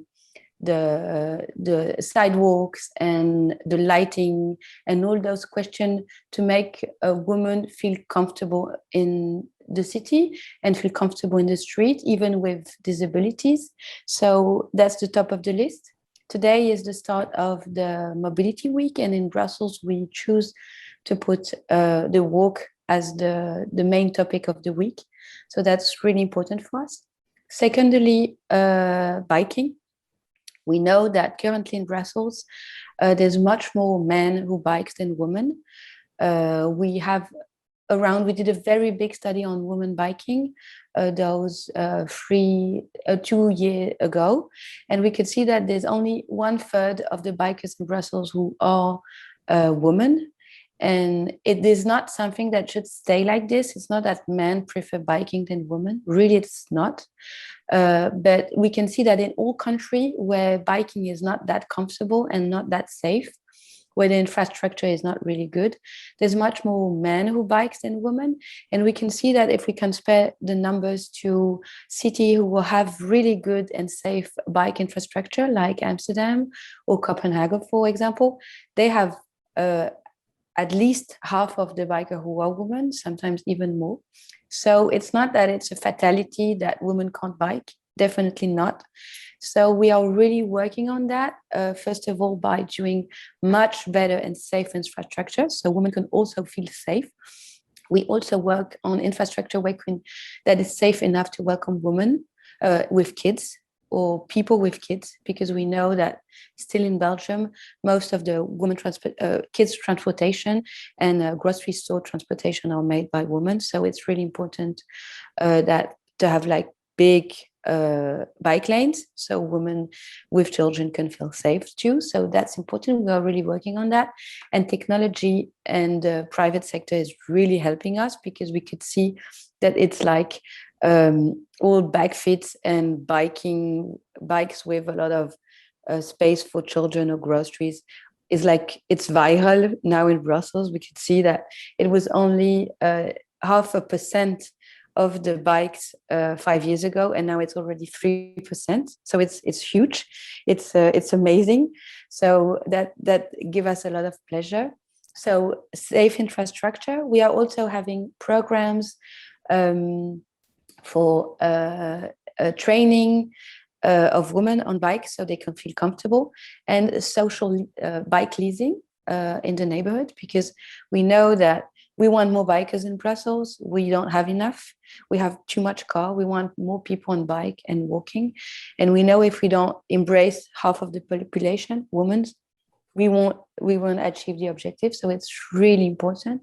And we have training specifically for women. We have a social program that give bikes to women in Brussels. So that's so we said biking, as we said walking, more women, biking, less women, we want more. Now we have car, first public transportation. We know that a lot of women don't feel safe all the time in public transportation. So we have a policy with the big company of public transportation to fight harassment in the street, but also in public transportation. It's not a specific problem in public transportation. It's all over in the society. But in public transportation, we have to put more people from the public transportation company who help women to feel comfortable. And we also have a big program to hire more women as public transportation drivers, so women feel safer when there's women who drive the buses, for example, and more women that are public transportation controllers, so they feel safer also to go to women when they don't feel comfortable. So that's a program that we do. Plus, we do a lot of sensibilization of about this topic. So it's really important.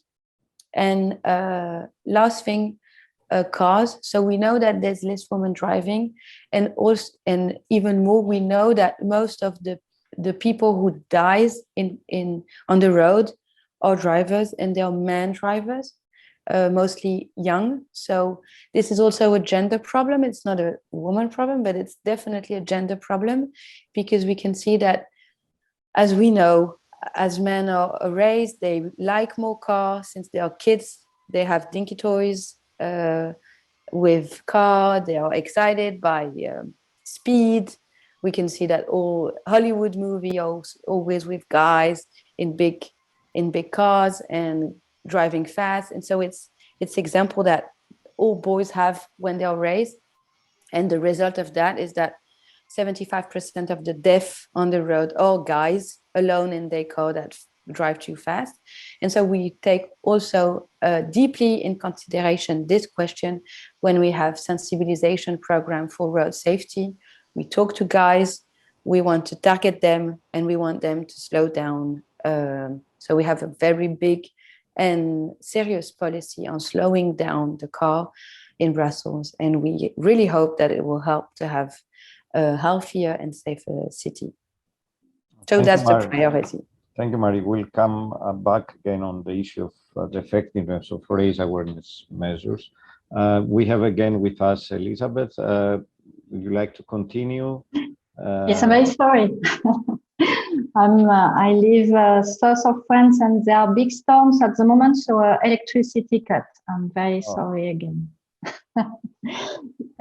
Yes, concerning employment of women in the transport, I think that there is a lack of visibility of women succeeded and making a big career in the automotive industry. We see more and more of them, but not enough. So I think that young women are feeling they cannot succeed in this world, so they're not coming to it. So that's a big shame, because when you see people leading automotive brands like the Peugeot one, for instance, with Linda Jackson being head of the brand worldwide, or of course Marie Barra in General Motors, we see that there's a possibility to make a nice career out of the transport world. So I think we should fight against it and make it more visible, so that women are interested in the sector. One item that we found that TInnGO also, it's at the company, that's the employers inside the HR policy.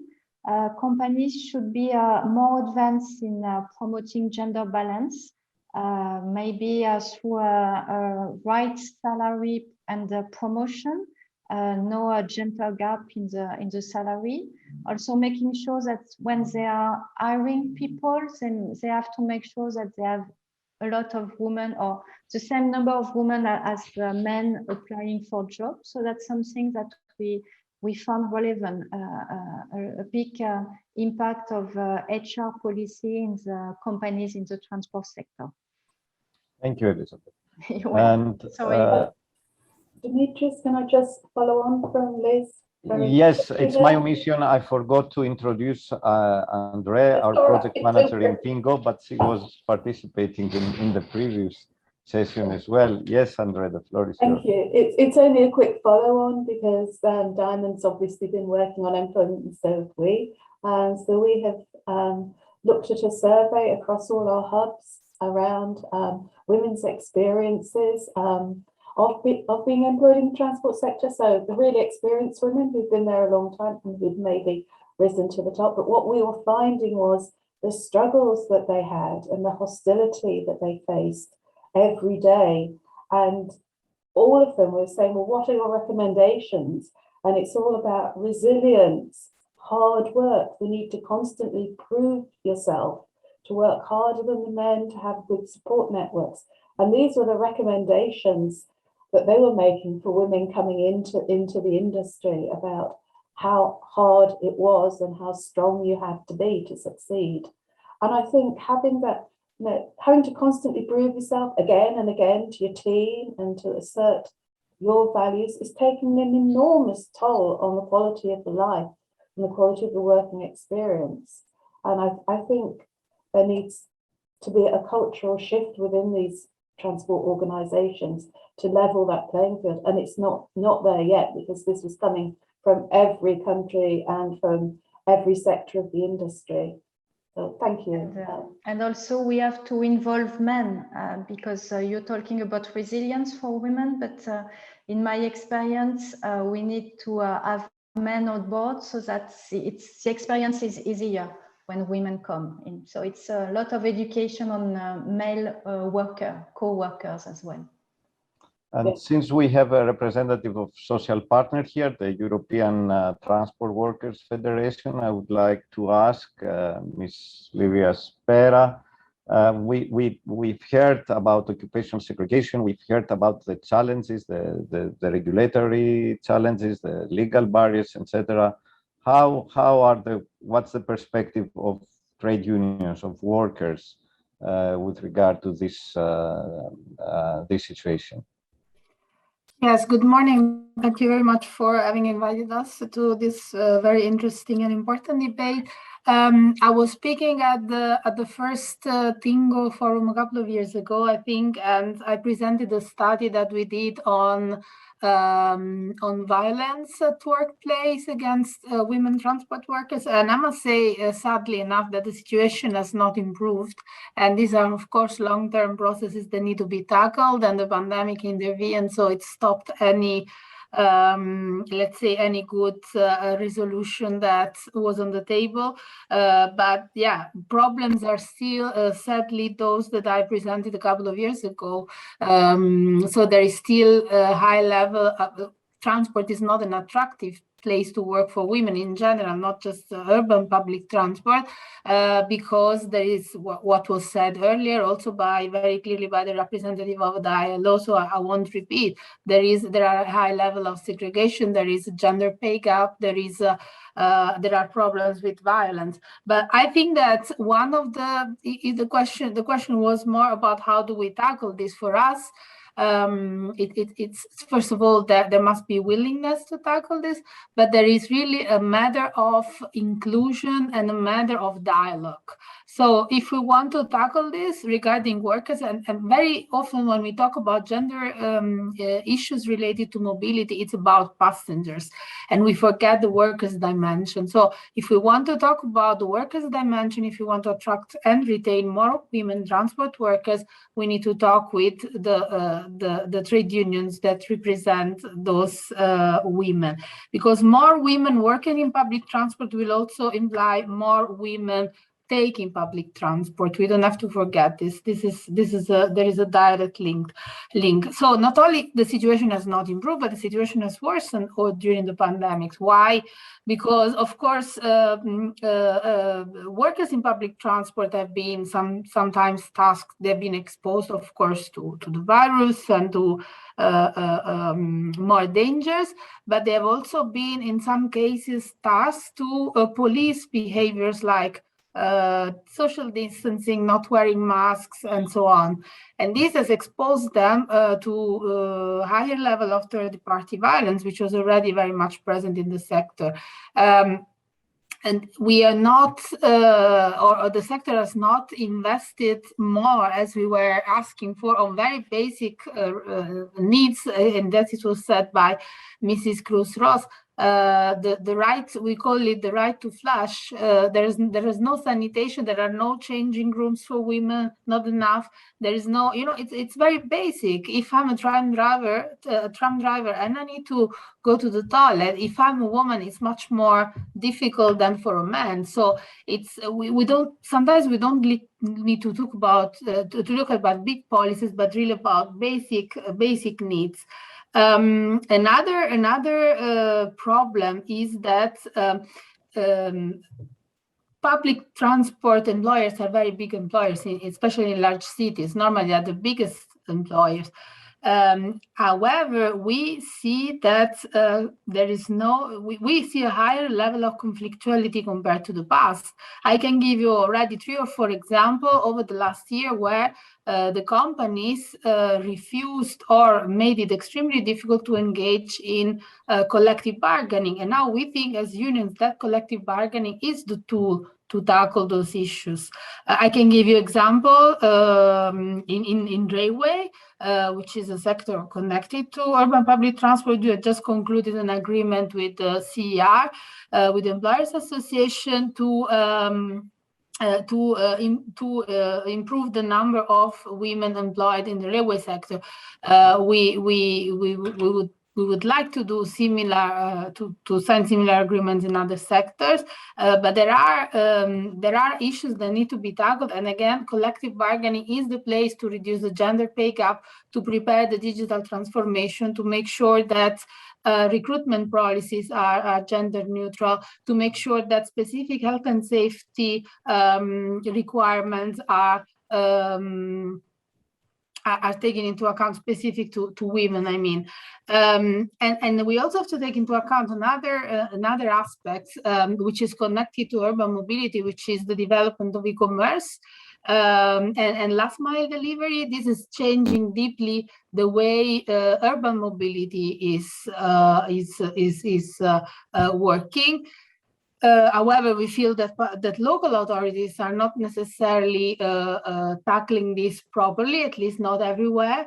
But this means additional stress on urban public transport workers and consequently on women as well. And this is something that needs to be tackled also in the framework of a European Green Deal that is trying to push for more public transport, for taking people out of the cars. So we are trying to take people out of the cars. We are putting more light vans circulating, stopping on the bike lanes or on the tram lanes and so on. We see this every day. So what is the impact again on working conditions? Bad working conditions are bad for all transport workers, but in this case, particularly for women. So wherever we are going to improve conditions for women, we are going to improve them for all public transport workers in general. Okay. Thank you, Livia. I would like now to ask Mrs. Hacker. You have worked a lot. You are working as a data analyst. You have worked a lot on gender dimension in transport sector, and of course the TInnGO project and the other projects like Diamond and other projects that were mentioned are funded by the EU in order to do research on gender smart mobility. I would like to ask you, what are the findings that you consider most from this research, from the research that you have conducted, or from the research you know, that can boost gender balance and inclusive transport ecosystem in Europe and elsewhere, and how the various tools and this research can help us achieve this policy objective? Okay, thank you. First of all, good morning, everyone. Thanks for inviting me here today to TInnGO. Well, I'd say the first item I would, or problem I would point out is that there still is a lack of data available, and data that's granular enough that we can really understand these issues. I think that as far as transport use, there have been quite a few studies done, and as some of you have already mentioned, that there is data that is available, but it's not being used. So we're collecting information about travel behavior, including dimensions of gender, age, etc., but that's not being used. But just to say specifically for employment, there's still gaps, and yeah, and so, well, to give for the work I did before, I was working with ILO data, and for their data, for example, they've been missing for many decades now any measurements of the unpaid work, which is of course a big contributor to how women are able to or not able to participate in the workforce and within different sectors specifically. So the good news is that they decided to include that information in their labor force surveys and what they recommend countries to collect. And the work I'm doing now, actually, I'm hoping to access some of the micro data and really get into deeper into some of those issues, because I will be able to capture that part of the problem, the domestic responsibilities. But otherwise, speaking from the research I've done, I think there's, as you mentioned, two of the biggest problems that we come up with. There's these two issues, which is attracting women to the field, of course, and then there's the issue of retention. So, because as many of you have mentioned, the transport sector can be challenging, particularly for women. It's historically a male-dominated field. And so you get a lot of issues that come with having a bit of a boys' club mentality, which changes behaviors in the workplace, language that is used, all of those issues. So in order to get women into the field, from what we've seen, it's important to try to apply measures such as sensitivity training, to get managers, but also employees at all levels aware of those barriers, that hostile environment, those subjects that are hard to put a word on, but to realize what the biases that are causing women to leave the sector, and causing women to not be promoted, because promotion is or lack of advancement in your career is a big reason for women to leave the sector, to go to another more diverse, inclusive sector that will allow them to have a better career. So I think one part is from that end, to work with from the sector side, from the people that are hiring as well. And someone else mentioned that was a great point about hiring, that it's if we establish things such as quotas, and we force companies to have a diverse hiring pool, then they're improving the level of their candidates greatly. And that goes hand in hand with having a more diverse workforce, which is also great because it's cyclical. It's the more diverse the workforce, the more diverse workforce you will attract. So anyway, so I think those are a couple of the points I will make with that. And then I also wanted to mention about a bit from the women's side, that the importance of flexibility, and also basic safety concerns, as were mentioned.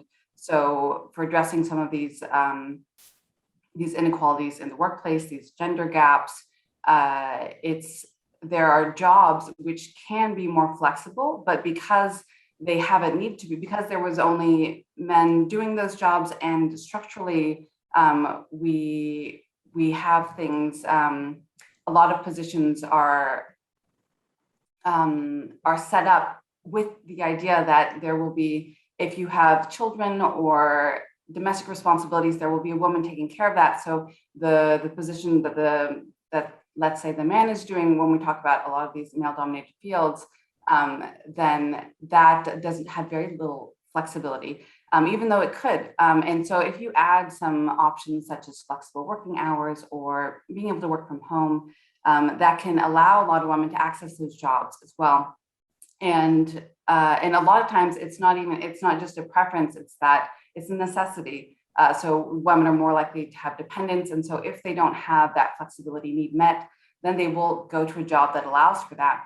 But one good example of that in transport is shared mobility, which has proven to be a great field for women because it is so flexible.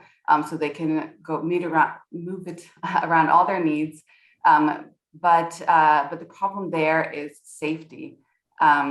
And I'll take this as an opportunity. So actually, with the first question that started this discussion was what the most pressing problem is, and just because I wanted to share it. But in my opinion, if we talk about all the issues of around transport and gender, everything, if you had to pick one topic, I would say safety for sure. I mean, because that's huge for transport users. We know that most women, when you look at travel surveys, most women will put safety as their biggest concern for public transport, but also taxis, shared mobility, walking, biking, as was mentioned as well. So I just think it's a great something important to keep in mind, especially when there's all these different issues to be working on, that is a big priority issue. And it carries over to the workforce as well, because sexual harassment in the workplace is still a big issue. And so work does need to be done towards that.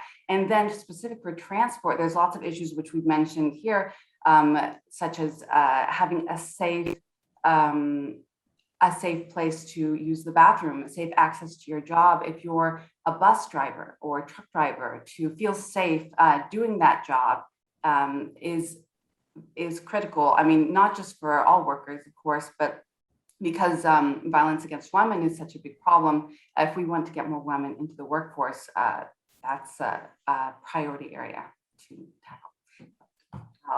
I'll stop there. Thank you, Ashley. Thank you. That's very interesting perspective. We read the last few days that there is a shortage of truck drivers in Germany, in the UK, that threatens also the supply, the logistic chains. And I wonder, I mean, the stereotype is that when you talk about truck drivers, it's a man behind the wheel, but in some countries there is also a gap in the employment market. So there is there should be ways to find to address the safety concerns and attract more women in positions that are regarded as male jobs. I would like to ask now, Dara, maybe you want to comment on what was previously said. You are representing the Polish network. We've heard what are the priorities in Brussels for gender in mobility.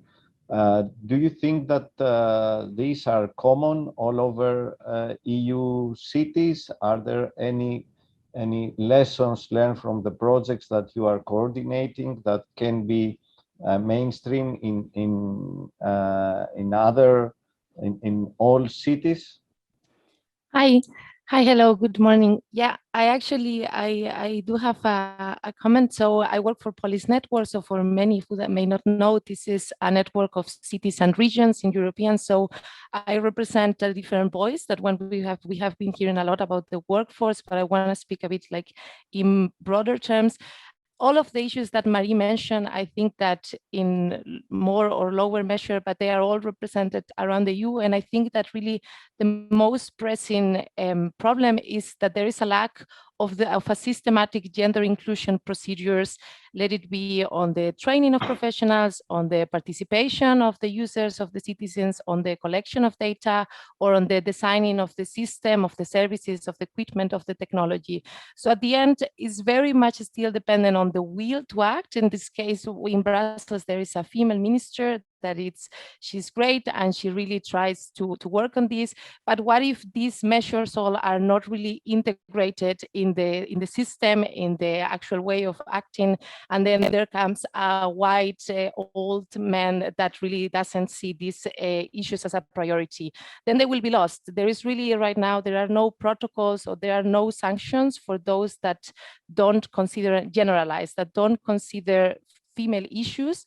And this is what I think that is the most pressing problem and where we should act. I really think that the measures in Brussels in general, they are very good, but we really need, like as a priority for the policies, we really need to have to adopt a structured way of understanding the needs of women in transport, but also the instruments that need to be addressed, which is also what the TInnGO project is doing, which I think is great. And it's really a first step, but it's really, we need to work a bit more. So this is really systematic. And it's also very relevant to match all of these transport policies with the social measures that you have all been talking about, work, about flexibility, about the responsibility of the care system, and to have all of the transport policies that actually need to ensure funding and to have a long-term vision. So we are not just lost as it's usual what happens on initiatives. We need to have a systematic approach to all of the issues, especially talking from cities. We see many examples from cities that do things, but it's usually just because there is like a will of a few individuals to make the change, and that this can disappear years later after they go. This is why it's really important to focus on this, to make it systematic, integrated in the system. Thank you, Laura. Thank you. I'll take your point that I will come to the next question, because indeed in policy papers, in declarations, etc., also in projects like TInnGO, we read that the EU transport policy should focus on gender equality and diversity. But for some people, it's a bit blurred. What does this mean in practice? I think you said that we need more. I understand that you said that we need more legislative initiatives to make this more compulsory and not just an issue of, let's say, corporate responsibility. Also, what kind of investment we need? We need to dedicate more resources in order to bring gender perspective in transport sector. We need more awareness of the involved stakeholders. Do we need to adopt other approaches, perhaps? Would you like to comment, Alejandra, maybe from your experience dealing with countries also outside the EU? Yes, thank you. So whereas in my first intervention, I mostly focused on, for example, the macro tools and instruments available to member states, to promote gender equality from an overall perspective, I think that the sectoral perspective is very important to analyze within their own sectors. In that sense, the ILO has a number of sectoral tools and conclusions, recommendations, resolutions, manuals, so overall, in 2013, we published already a study on women in transport and a policy brief and policy options that I can share with you all those documents. Also in 2015, we had the social dialogue manual in railway sector that dealt with issues on gender equality. From 2016, 2017, there were amendments to the Maritime Labor Convention on bullying and harassment, and also a meeting on recruitment retention on women seafarers.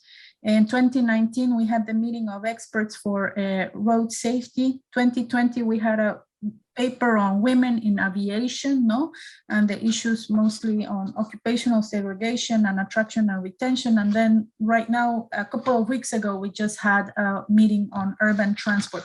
So, well, this is just to highlight that the dealing with attraction, retention, or occupational segregation from a sectoral perspective is crucial.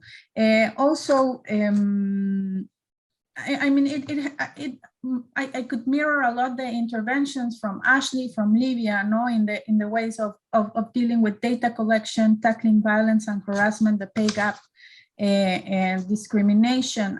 But I also want to focus here on social dialogue and the importance, and highlight what Livia had mentioned, in the sense that social partners are crucial, and their initiatives from the macro International Transport Workers Federation or the sectoral employer and trickling down to the national level to promote women are crucial. So creating these women-based groups within the social partners structures is also, I think, an important element, not only to complement already what could be the policies and programs put in place by governments. In this sense, for example, the ITF has published recently significant studies with a subsectoral perspective, on how to better include women and the best practices from national perspectives, and also from the employers. For example, the IATA has a 25% by 2025 initiative. UITP has also come together with ITF, with ETF, at the sectoral, at the social partner, to issue joint declarations on how to include more women. So that's one of the main parentheses also I wanted to make, in the sense of sectoral partners and sectoral social dialogue, I think, is crucial to complement any government initiative, program, or policy. And two last comments or thoughts I wanted to leave out there is that one, COVID has, women have found themselves at the sharp end of the pandemic, no? And I think that now is a moment, one, to build back better, no, but two, also women have been more significantly affected in the work-life balance, no, because of the pandemic.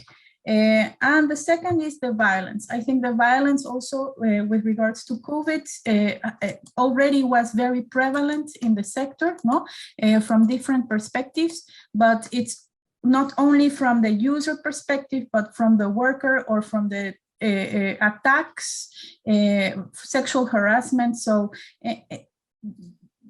tackling violence also is the mirror of the women's safety, no? And how these measures, tackling the measures to tackle violence will have a multiplication effect on the attractiveness of the sector, no, to women. Thank you. Thank you.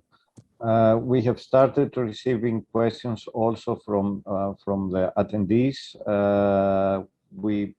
We will address this question. Perhaps Livia would like to answer. We have a question from one attendee. In principle and reality, are the majority of the unions of transport workers prone to gender equality at the work? I think that, there are a lot of unions. So I think unions are doing their homework, and certainly there is a growing awareness within unions that there is a need to include gender issues, for instance, in how we talk to our membership, because of course we have a lot in transport, we have a lot of male-dominated sectors. Our members are mainly men. So of course, the union themselves have been not always dealing historically with gender issues, but over the last 10 years, there has been a huge progress. We see that most of our unions also, there are more women in leadership, and this is certainly helping. So I wouldn't say that the unions are the obstacle to this. Probably the fault of the unions over the last years, or let's say a few years back, has been not to always have been on the forefront. So it has taken a bit of time to include a gender perspective into their reivindication, to include gender perspective in the collective bargaining strategy and so on. But I think that at least in our unions, this is an absolute priority for our policies. As I said, we have done an agreement with the CER on railway, but in all the sectoral social dialogue committees where we are represented, gender is always on the table, and we are. It was also said by Alejandra. We are working a lot on common declarations, on joint work. Now, common declarations are nice, but they are also not engaging anybody, and this is also a bit of a problem of the social dialogue at a higher level, at international or European level, that we very often see. The reluctance of the employers who are part of the employers association then to, let's say, to pursue what had been agreed at international level. And this is where I think beyond the social dialogue, it's really collective bargaining, the real tool to tackle these issues and to really next to legislation to really address gender equalities and gender issue at workplace. Perhaps someone else would like to comment, Laura, before you said yes, Elizabeth. We have, especially in the EU, we have a legislative context which is very advanced with regard to equality, the fight against discrimination, especially as far as concerned labor law and equality. I wonder why this has not addressed adequately issues like gender pay gap in transport and occupational segregation. Elizabeth, would like yes, I would like to give an example of how legislation can work very well on gender balance. In France, you may know that we had a law 10 years ago called Zimmermann-Copé for having at least 40% of board members of a big company of the stock exchange having 40% of female in their board. So at first I was not in favor of quota. I thought it would not be needed, but after so many years of no improvement, I am now realizing that without legislation, things are not moving. And with this French law, the Zimmermann-Copé one, after 10 years, we moved from only 12% of women on boards to nearly 40%, so reaching the goal. So when there is legislation, and with a financial constraint with it, we can see that it's working. There's another example, which is called the Equality Index in France, where there's annual publication in main newspaper and social media of the ranking of companies according to this gender index. And we can see that on a daily basis, companies are taking that into account and are trying to get more women on board, especially. And even if it's just a communication item to start with, it's working very well. So yes, now I'm very much in favor of legislation and imposing more things on companies in order to reach a better gender balance. Laura would like to comment on this. Yes, I actually completely agree with Elizabeth, because I was checking also other examples of the legislation, especially for the work. Also, I think it was in France that once they adopted the 35-hour week as the norm, they saw a complete halt or a decrease in the part-time job, which was usually done by women. But I mean, I understand that legislation is not always feasible, or at least not for everything, but I do think it's necessary, especially if we want to change for the transport systems that we currently have to a more inclusive, to have such a drastic change, because right now they're really not inclusive. It would either have to happen through a revolution or through legislation. So I really think that the point is that we have to go in legislation, but it is true that it's not always feasible. But I think that the feasibility is just dependent on two variables, which is the time and the commitment. So if you're committed, and maybe it will take you a bit more time, for example, if you want to mandate an not only for gender, anti-homophobic education to avoid this, maybe in some countries it's not possible to mandate this immediately, but then you have to start little by little with the awareness, with the social dialogue, and at the end, then do legislate. But there are many cases where we can already legislate, as Elizabeth has mentioned, and I think that it is really the way forward. We have been hearing a lot about today about how slowly this change has been. It's just a matter, like, if we really want to make the change and to make it impactful, which we should, and we need to do it as soon as possible, this is really the only way. Or, as I said, the revolution, but I think that this is what it's more in our hands. Thank you. I follow this point. I mean, okay, legislation, all of you mentioned also the issue of sensitization. And I wonder how can we assess the initiatives, the awareness raising initiatives that have been pushed forward so far, also at EU level.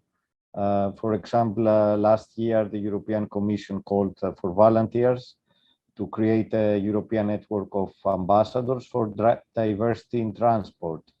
How you assess the engagement of transport stakeholders in this kind of initiatives, and what is their effectiveness? How can we, what needs to be done to ensure that we will have long-standing results? Maybe Marie, like to say something on behalf of local or national authorities?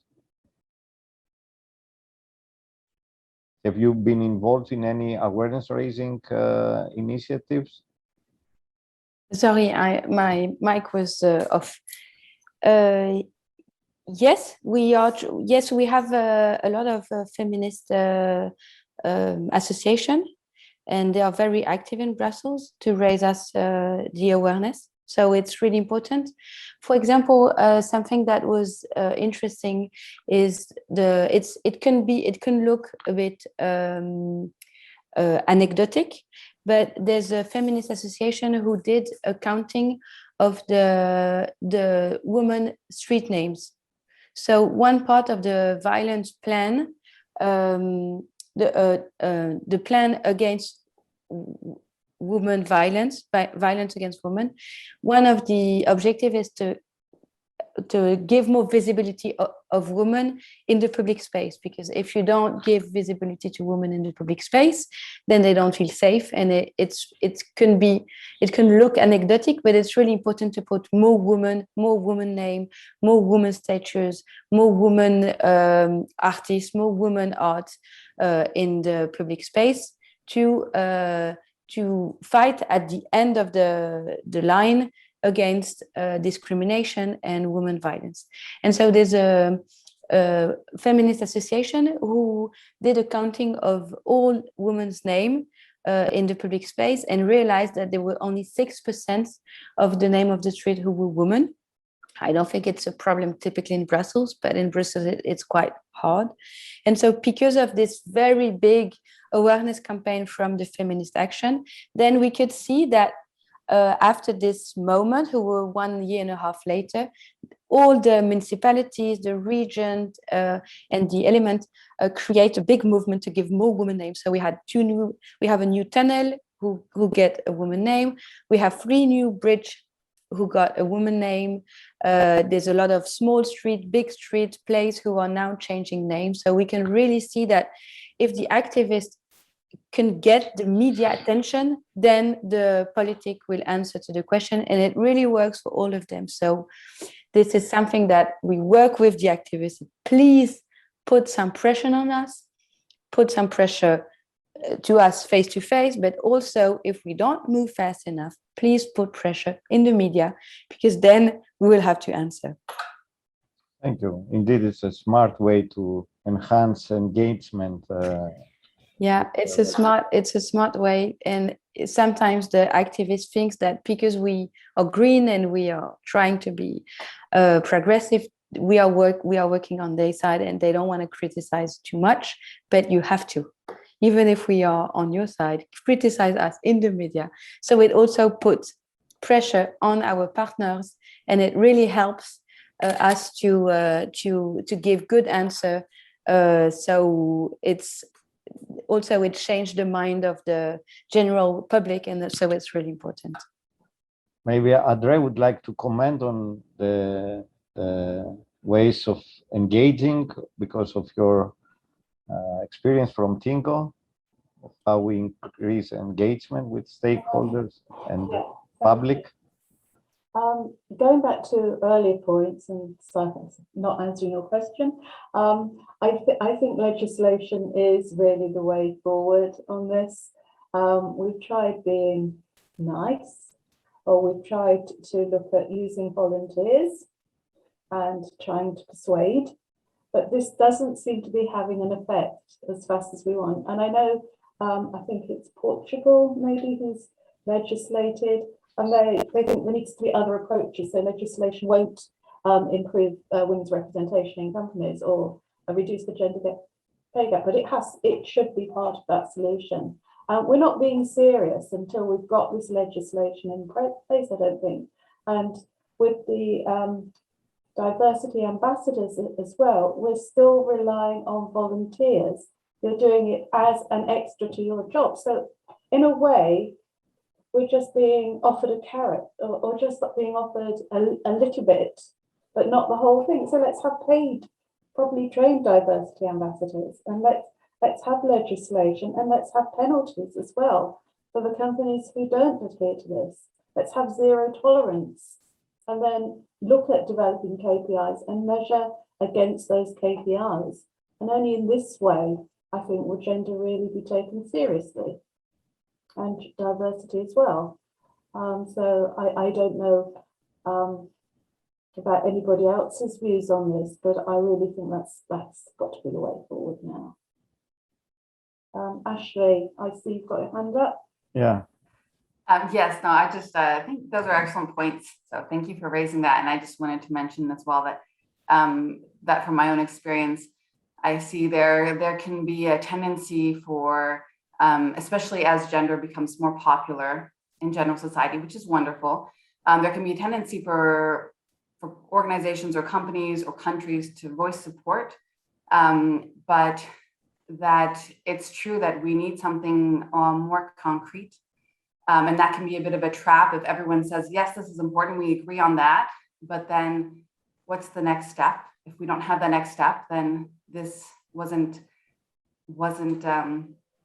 it's not going to change the problems. And I think, as you mentioned, legislation, that's incredibly important. I mean, from the data side, I think also benchmarking, figuring out, you know, already the fact that we are all aware of the gender gaps that we have in employment and wages, that's a starting point. And then as we go to address those, deciding what are we going to keep measuring to understand how those gaps are closing, to what needs to be done to close those gaps, to assess measures such as quotas, see how that's impacting everything. So yeah, I would say definitely benchmarking is an important point. And I also had one last thing to mention though, based on what Laura had said before, about how things have been going slowly for this. And you know, if we want things to move, we need to get serious about it.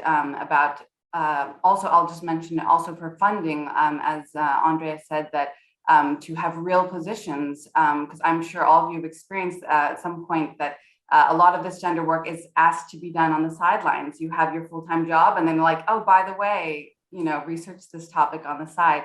But yeah, it needs to be proper, have proper support, proper positions if we hope to advance in it. And my point that I wanted to make is that this is an excellent time. Maybe it's too bad that it's been going slowly so far, but this for transport today, this is transport sector is being transformed right now with things such as shared mobility, automated vehicles, electric vehicles. There's so much support now, thankfully, to address climate change issues, and transport is central to all of that. So there are so many changes happening right now. There's so much potential to completely change the sector. It's being changed anyway. So we can jump on that wave and change it in a way that's inclusive, that's diverse. So I'm so glad that TInnGO has got funding and it's happening now, and that all of you are working on this now, because I think we have the momentum to really actually put in place some of these changes, get better support for some of these ideas. Because even something like electric vehicles, which is now a booming industry, that is a huge change, and it requires different skills than what we need before. So if you imagine all of those new skills, women could be learning those skills, women could be in that field. And actually, historically, when electric vehicles were first being used, it was a women's field.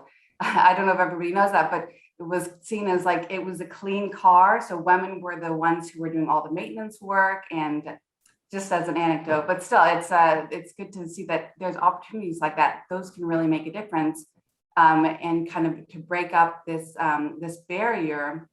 Not even a glass ceiling, it's like you can't even get into the door. So this barrier of having such little representation within the entire transport workforce. Yes, Laura, you wanted to comment also on this. Yeah, I just quickly that I think Ashley's very right that we're really in an excellent time to change. I do see it. It's true that it's not only in the transport sector, but like in society, that gender is more and more a topic that not only people talk about, but people actually learn about it and really want to understand what it is and what we come. And we also see it in cities, in our network. That is really the momentum. We do see that many cities support the idea, but actually there is a lack of knowledge, of understanding. And it's also a role, but not only us as a network, but also for other cities, really to take the time and to first know your facts. This is how you have to start. So learn, get the data, get the disaggregated data, have capacity building between their manuals and everything, but maybe we also need to train more the professionals one to another and to educate, not only train.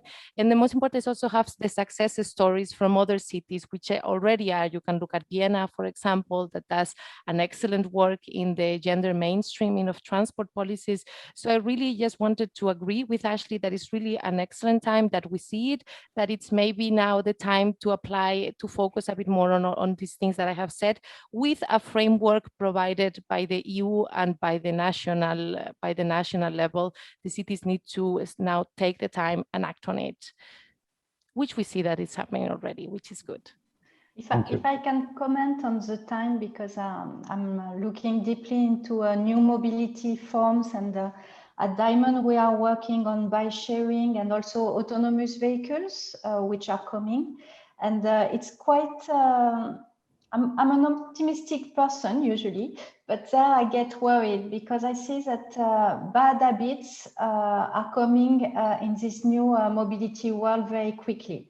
So we see that, for instance, on the new mobility, micro-mobility, female workers are very low, and we tend to do again the same old working habits with male dominated at the top management.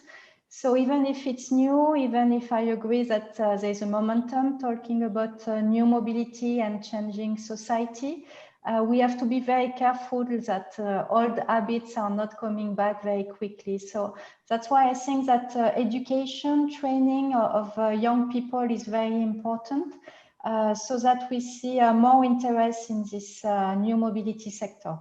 Training for me, it's a key point as well, to make sure that we're not falling again into bad habits.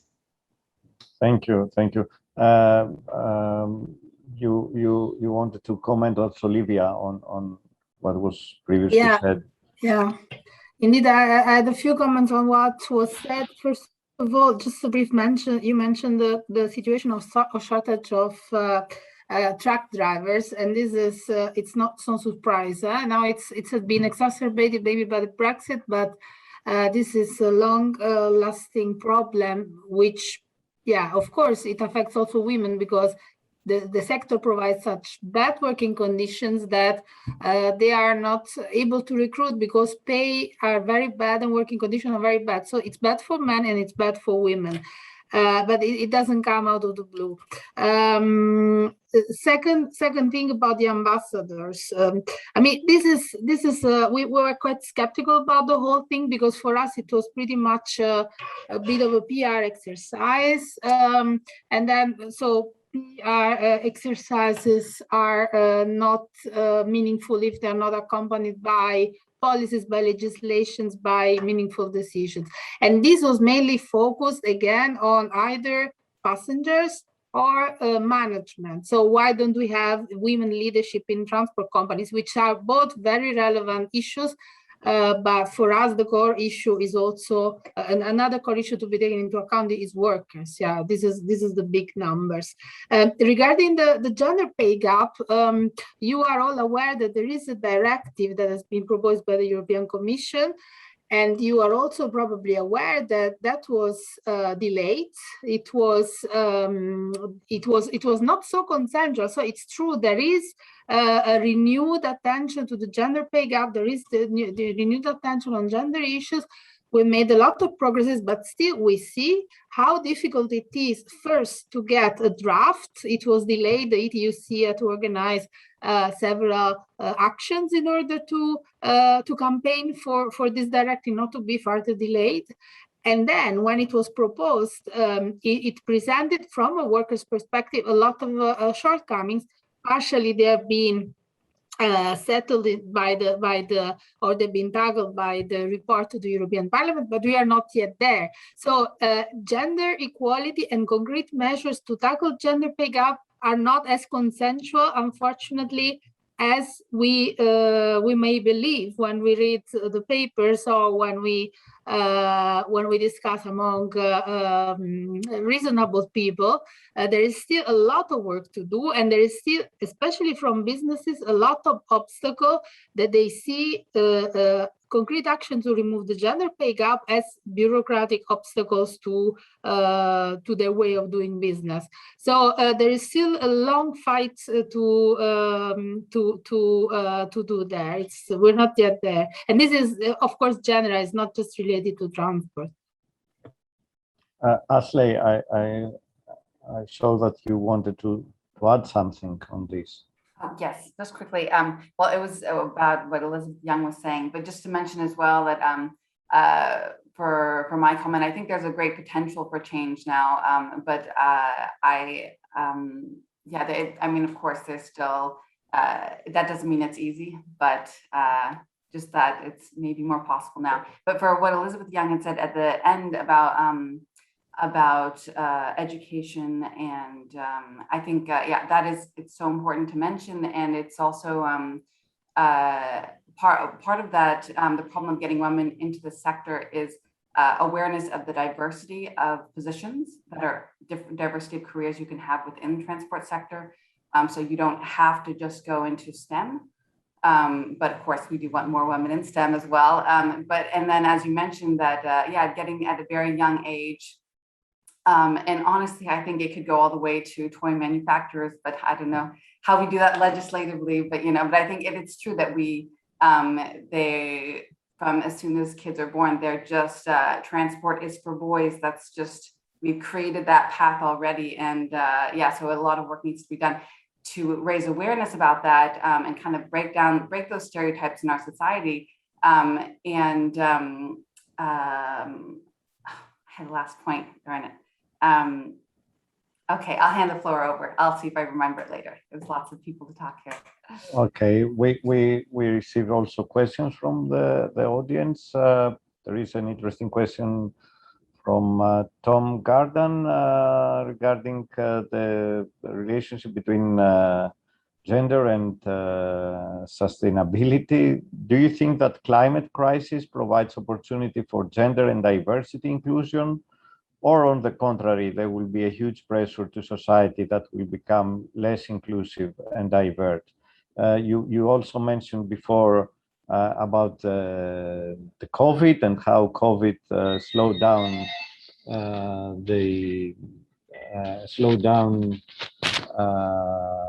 the progress in relation to gender in transport.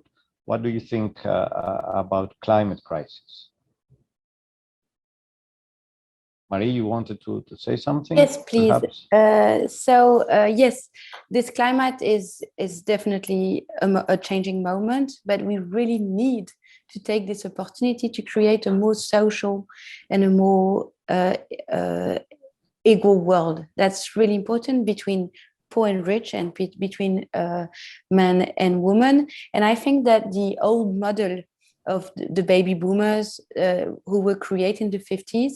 So it's a bit caricatural, but it's driving a car, living in the suburb, a role for the man, a role for the woman, very distinctive role between the gender, and also a very big dependency on fossil fuel.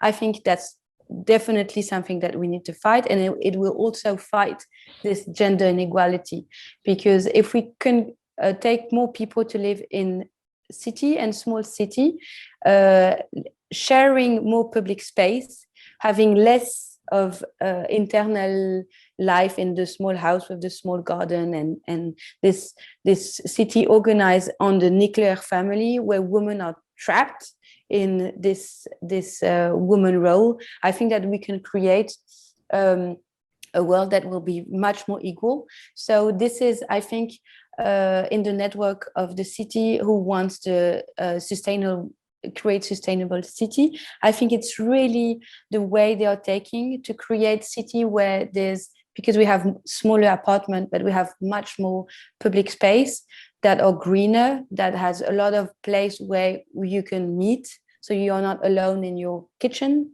but you are all together. And as we say in Africa, we need a village to take care of kids. And when you have more public space where kids can play all together with all age, more autonomy, where like in Amsterdam or in Netherlands, the kids can go on their own to school, come back alone, that the streets are safe, that you're not scared of to be crashed by a car, where there's a lot of public awareness on checking other people's kids. Of course, I think it will be a more equal and a more gender equal city, and we have to build it together, and we really have to take this climate opportunity to rebuild totally, to rethink totally the city, to make us live better all together, and to have more opportunity of development. And Alejandra, do you think that the climate catastrophe, the climate crisis, would prompt us to have a more gender balanced transport mobility context and policies? Yes, I think I will echo what other panelists have mentioned. This is the opportunity for a human-centered recovery and a gender-responsive recovery that also includes just transition principles, and that these principles, there is a strong gender component in these environmental challenges and opportunities. So the ILO in this sense has guidelines on just transition that can be adapted to the sectoral level. And the ILO also has recently adopted a call to action that calls for a gender responsive recovery with regards to pay gaps, parental paid leave, work-life balance, violence and harassment. And it makes a human-centered call for these gender responses. Of course, this is all at the very macro level, and it's the way in how you see it to adapt it to the transport sector and then to its subsectors at the same time, no? But I think that the tools are there, and basically it's important for constituents, for governments, workers and employers to start applying and take this opportunity for a just transition that is gender responsive. Thanks. Yes, thank you. And are there any other comments on this question? Okay. Before closing and wrapping up, I would like to ask you whether you believe that is feasible or necessary to implement inclusivity by policy design when it comes to transport and mobility policies. Shall we rethink how we design the policies, how we implement them, by having the gender perspective integrated from the beginning? Is it something that policymakers need to learn from all this experience and research? Ashley, would you like to say something? Yes, sure. I think, I mean, of course, yes and yes to your questions. Yes, there should be a gender dimension considered with all policies. And I think that's something that policymakers, there's a sensitivity to this subject that of course can be learned, that should be developed. But I would just, I would add to that, I think that for certain subjects, it can be helpful to have an expert in the field to highlight problems that might be difficult to catch. So sources of inequality that might not be apparent at first. And I'll just give one example just for, which is, because this is more and more relevant with also smart mobility with new mobility services that are developing that are a bit more technical. But so an example from transport is that in cars, they have a voice recognition system that was developed I mean, not recently, it's been around for a while, but that was developed so to help driving be more safe, so that the user wouldn't need to use their phone or anything. They could just speak directly to the car. So the development of that software was based on a man's voice. And so for female drivers, it does not function as well. Or when the software came out, it wasn't functioning as well. And if the software doesn't function well, then it's kind of doing the opposite of its job. It was designed to make driving more safe. And so if it's not functioning well, it will be less safe if the driver will be distracted. So that's a problem, that just to mention that there can be nuances that that might need maybe a more expert or someone a bit more experienced to just take a look at some policies or some ideas to just make sure, is there an element like that? Is there something within this idea that we're thinking of using that needs to be looked into further? Thank you. That's a good point. Technology brings huge changes in not only in transport, but in particular in transport, and how we will see transport and how the employment, what will be the employment situation. We will have automated vehicles, we will have drones, we will have all these new technological achievements that certainly will affect also the diversity and equality in the sector. What do you think that the contribution of EU policy would be in supporting all these messages and initiatives and making real change in practice? It was said that we need more legislation, we need stricter legislation, but would you see that more investment should be directed to this kind of policies?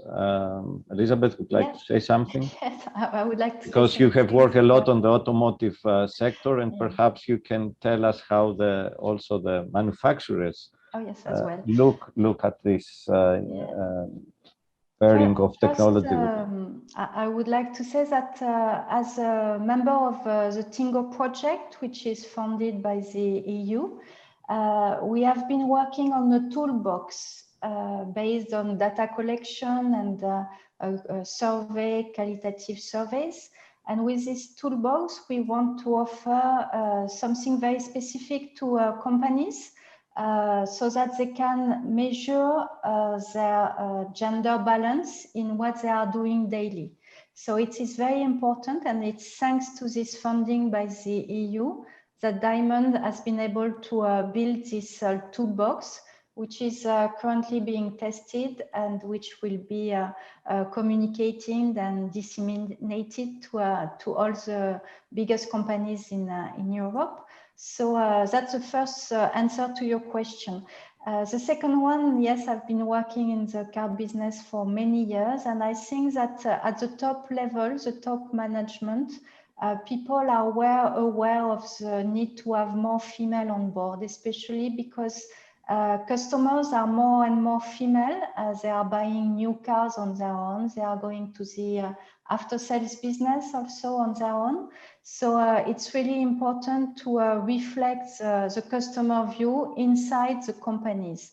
So at design level, for instance, in big automotive manufacturers, there are more women on the design of the car, not only on the coloring or the inside, but more and more women are integrated in the real design of the car. We can see it at Renault with the Zoe, the electric cars. So it's a real understanding that they need more women on every stage, every level of the companies. And they are also working on breaking the glass ceiling in order to get more women on top management and to promote not only on the same jobs, because there are many women in the car business in communication or human resources, but they understand at top management level in the automotive business that they need to move women from one job to the other and not keep them into the traditional, I would say, jobs that women were used to do.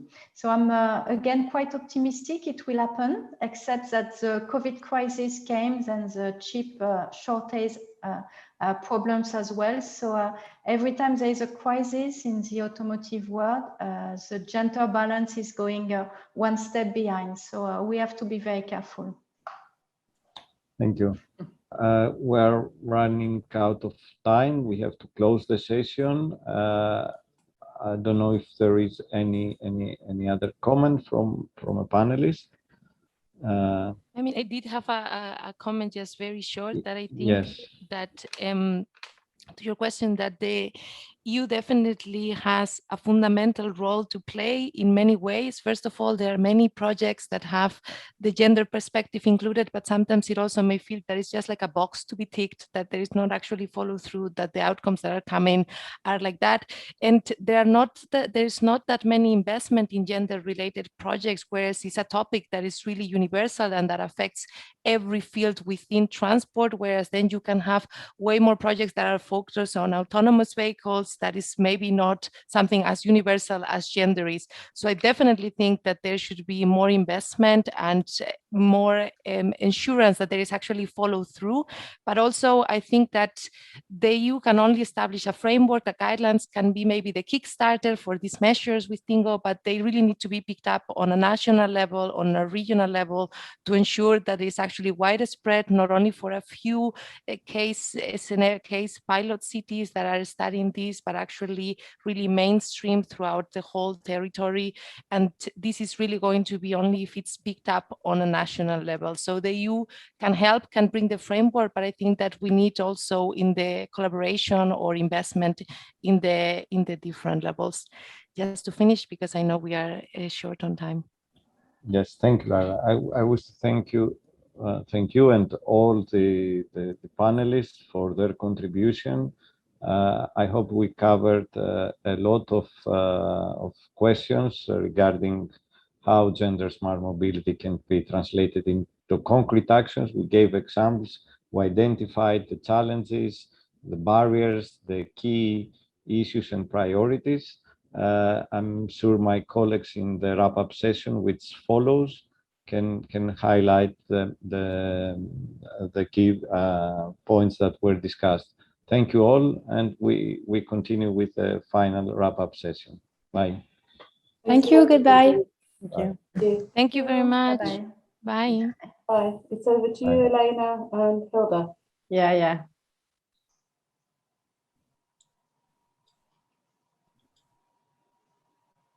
We are moving to the last wrap-up session. I think Hilda is getting in.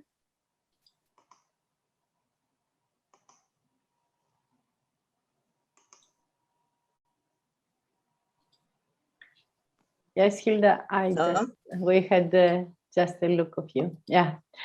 Okay. We are closing our second multi-stakeholder forum. Hilda will wrap up all the day that very interesting issues have been discussed and debated. Hilda, the floor is yours, please. Thanks a lot, and thank you to all of you for contributing to this very interesting and also very intense and also very compact multi-stakeholder forum. I think I will wrap up very briefly and then end up with some suggestions, more concrete suggestions, which are based on what has been said today and also the experiences and outcomes of TInnGO, of the TInnGO project, not least. What I've heard today is both that time has come for change in many ways, in cities, in national transport policies in Europe, etc., etc. But it's also accompanied by a certain both optimism, There are many good ideas around. There are many laboratories for working up new ideas, for approaching things in new ways, and for making change happen. But there is also still a lot of pessimism around, and I think for good reasons. We have heard about the need for more data, about more sensitivity training or consciousness raising, unconscious bias raising, about pay gaps, about climate change and how it influences gendered mobility patterns. And I think that every word that has been said has been relevant, and you have been pointing to various directions and ideas. But let me also point perhaps to what one could lack here. I think it's so wonderful to have so many stakeholders on board. It's also wonderful that we have been running these quite comparatively big European Union projects now for 3 years. But what I am still missing is that we involve or mobilize more a broader audience for these conversations, and not least the powerful, often men in the sector, and to hear what they have to say. Yeah, and Elena, can I run the Of course. Next slide. You must share screen with your presentation. Okay. How do I do that? Below it says you open your PowerPoint and you press then share screen and you choose it. I thought you put it up the screen. You didn't. No. Let's see it. I don't think it is lessons learned. Share screen. Yes, I'm here now. Yeah. So, do you see it now? Yes. Yeah. Okay. In the TInnGO project, as you have heard, we came up with these very ambitious ideas and horizons of creating a game change, or to provide a paradigmatic turn in transport policies. And I hope that you also got the impression from one corner or one pillar of the TInnGO project that we have accomplished something in the GADAPs, mobilizing local communities with gender and diversity agendas.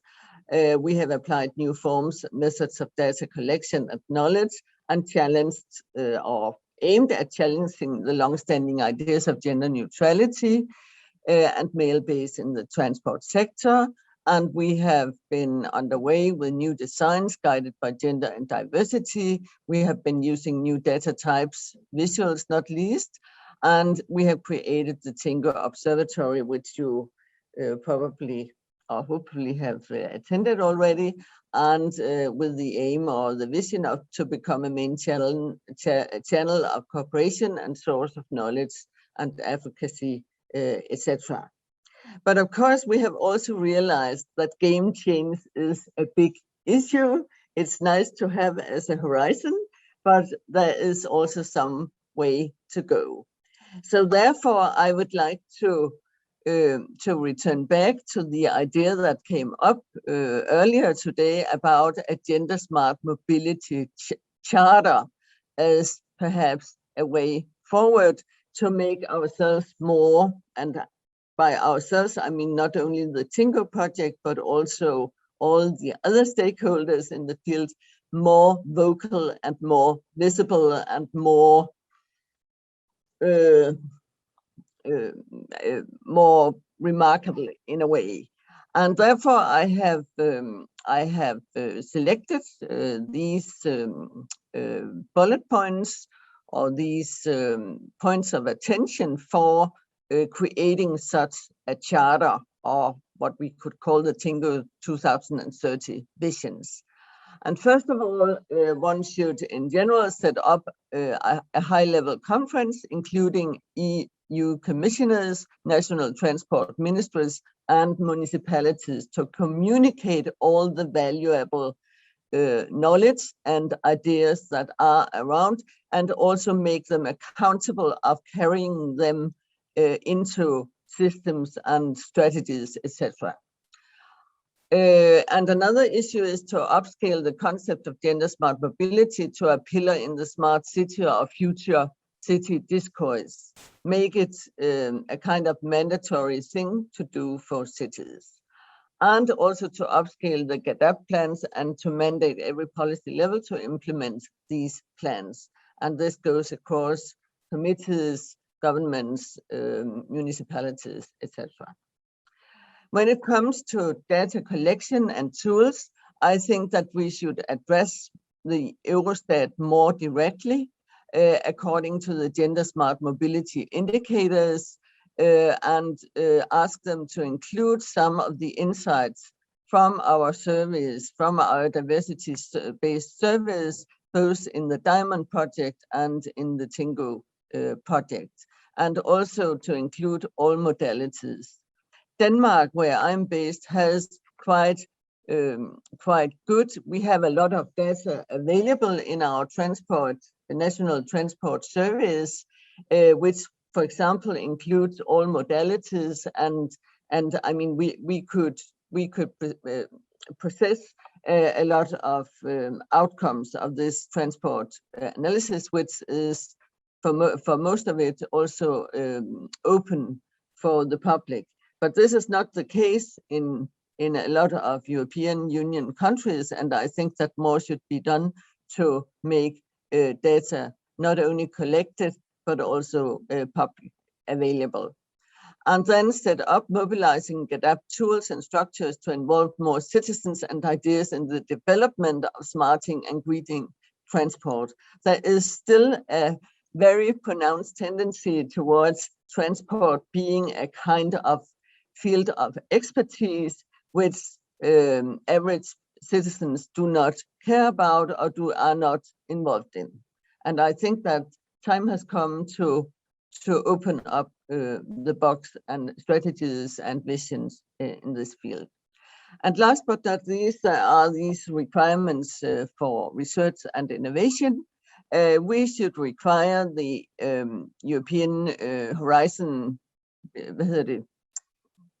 Europe, the Research and Innovation Program, to establish a gender smart transport as a permanent track in the research and innovation programs, so that we could continue some of the findings and knowledge that have been achieved by, for example, the TInnGO and the Diamond project. And then we should require the European Union to fund a platform for the TInnGO or a shared observatory for gender smart mobility. The European Union already funds, for example, a platform for gender research, and I think we could copy this model into the field of transport. And last but not least, we should urge EIGE, the European Institute of Gender Equality, to collect data and to visualize gender smart transport as part of their index, their equality index, and as a vital pillar for European gender equality. And I know that this is perhaps, I mean, these ideas have been collected based on what has been said today, based on the TInnGO project, based on what is around. And I think we should start a discussion about these visions and to set up this gender smart mobility charter. Perhaps it can be undersigned here at this next TInnGO event, which is a shared TInnGO Diamond event. It's a conference on gender equality in transport taking place in November this year. And that's all for me now. If you don't mind, Hilda, I am inviting people from TInnGO to be present again and say goodbye from our session, and see. I hope that they will be with us in a minute. That's fine. Thanks a lot also from me. Can you stop share screen, because okay, Yeah. I will Yeah, be. yeah. Yeah. Okay, Okay. I think we are fine. So we have people from a 3 years work project, and we just want to say bye-bye to all of you, and see you in, as Hilda said, in November in conference of TInnGO. Andre, do you want to say a formal goodbye as a project coordinator? Right, a formal goodbye from me. Thank you, everybody. And please get in contact with us. Look at the Open Innovation platform. We look forward to meeting you at the TInnGO and Diamond conference later on in November, which will be a 3-day event, which will really wrap up both of the projects.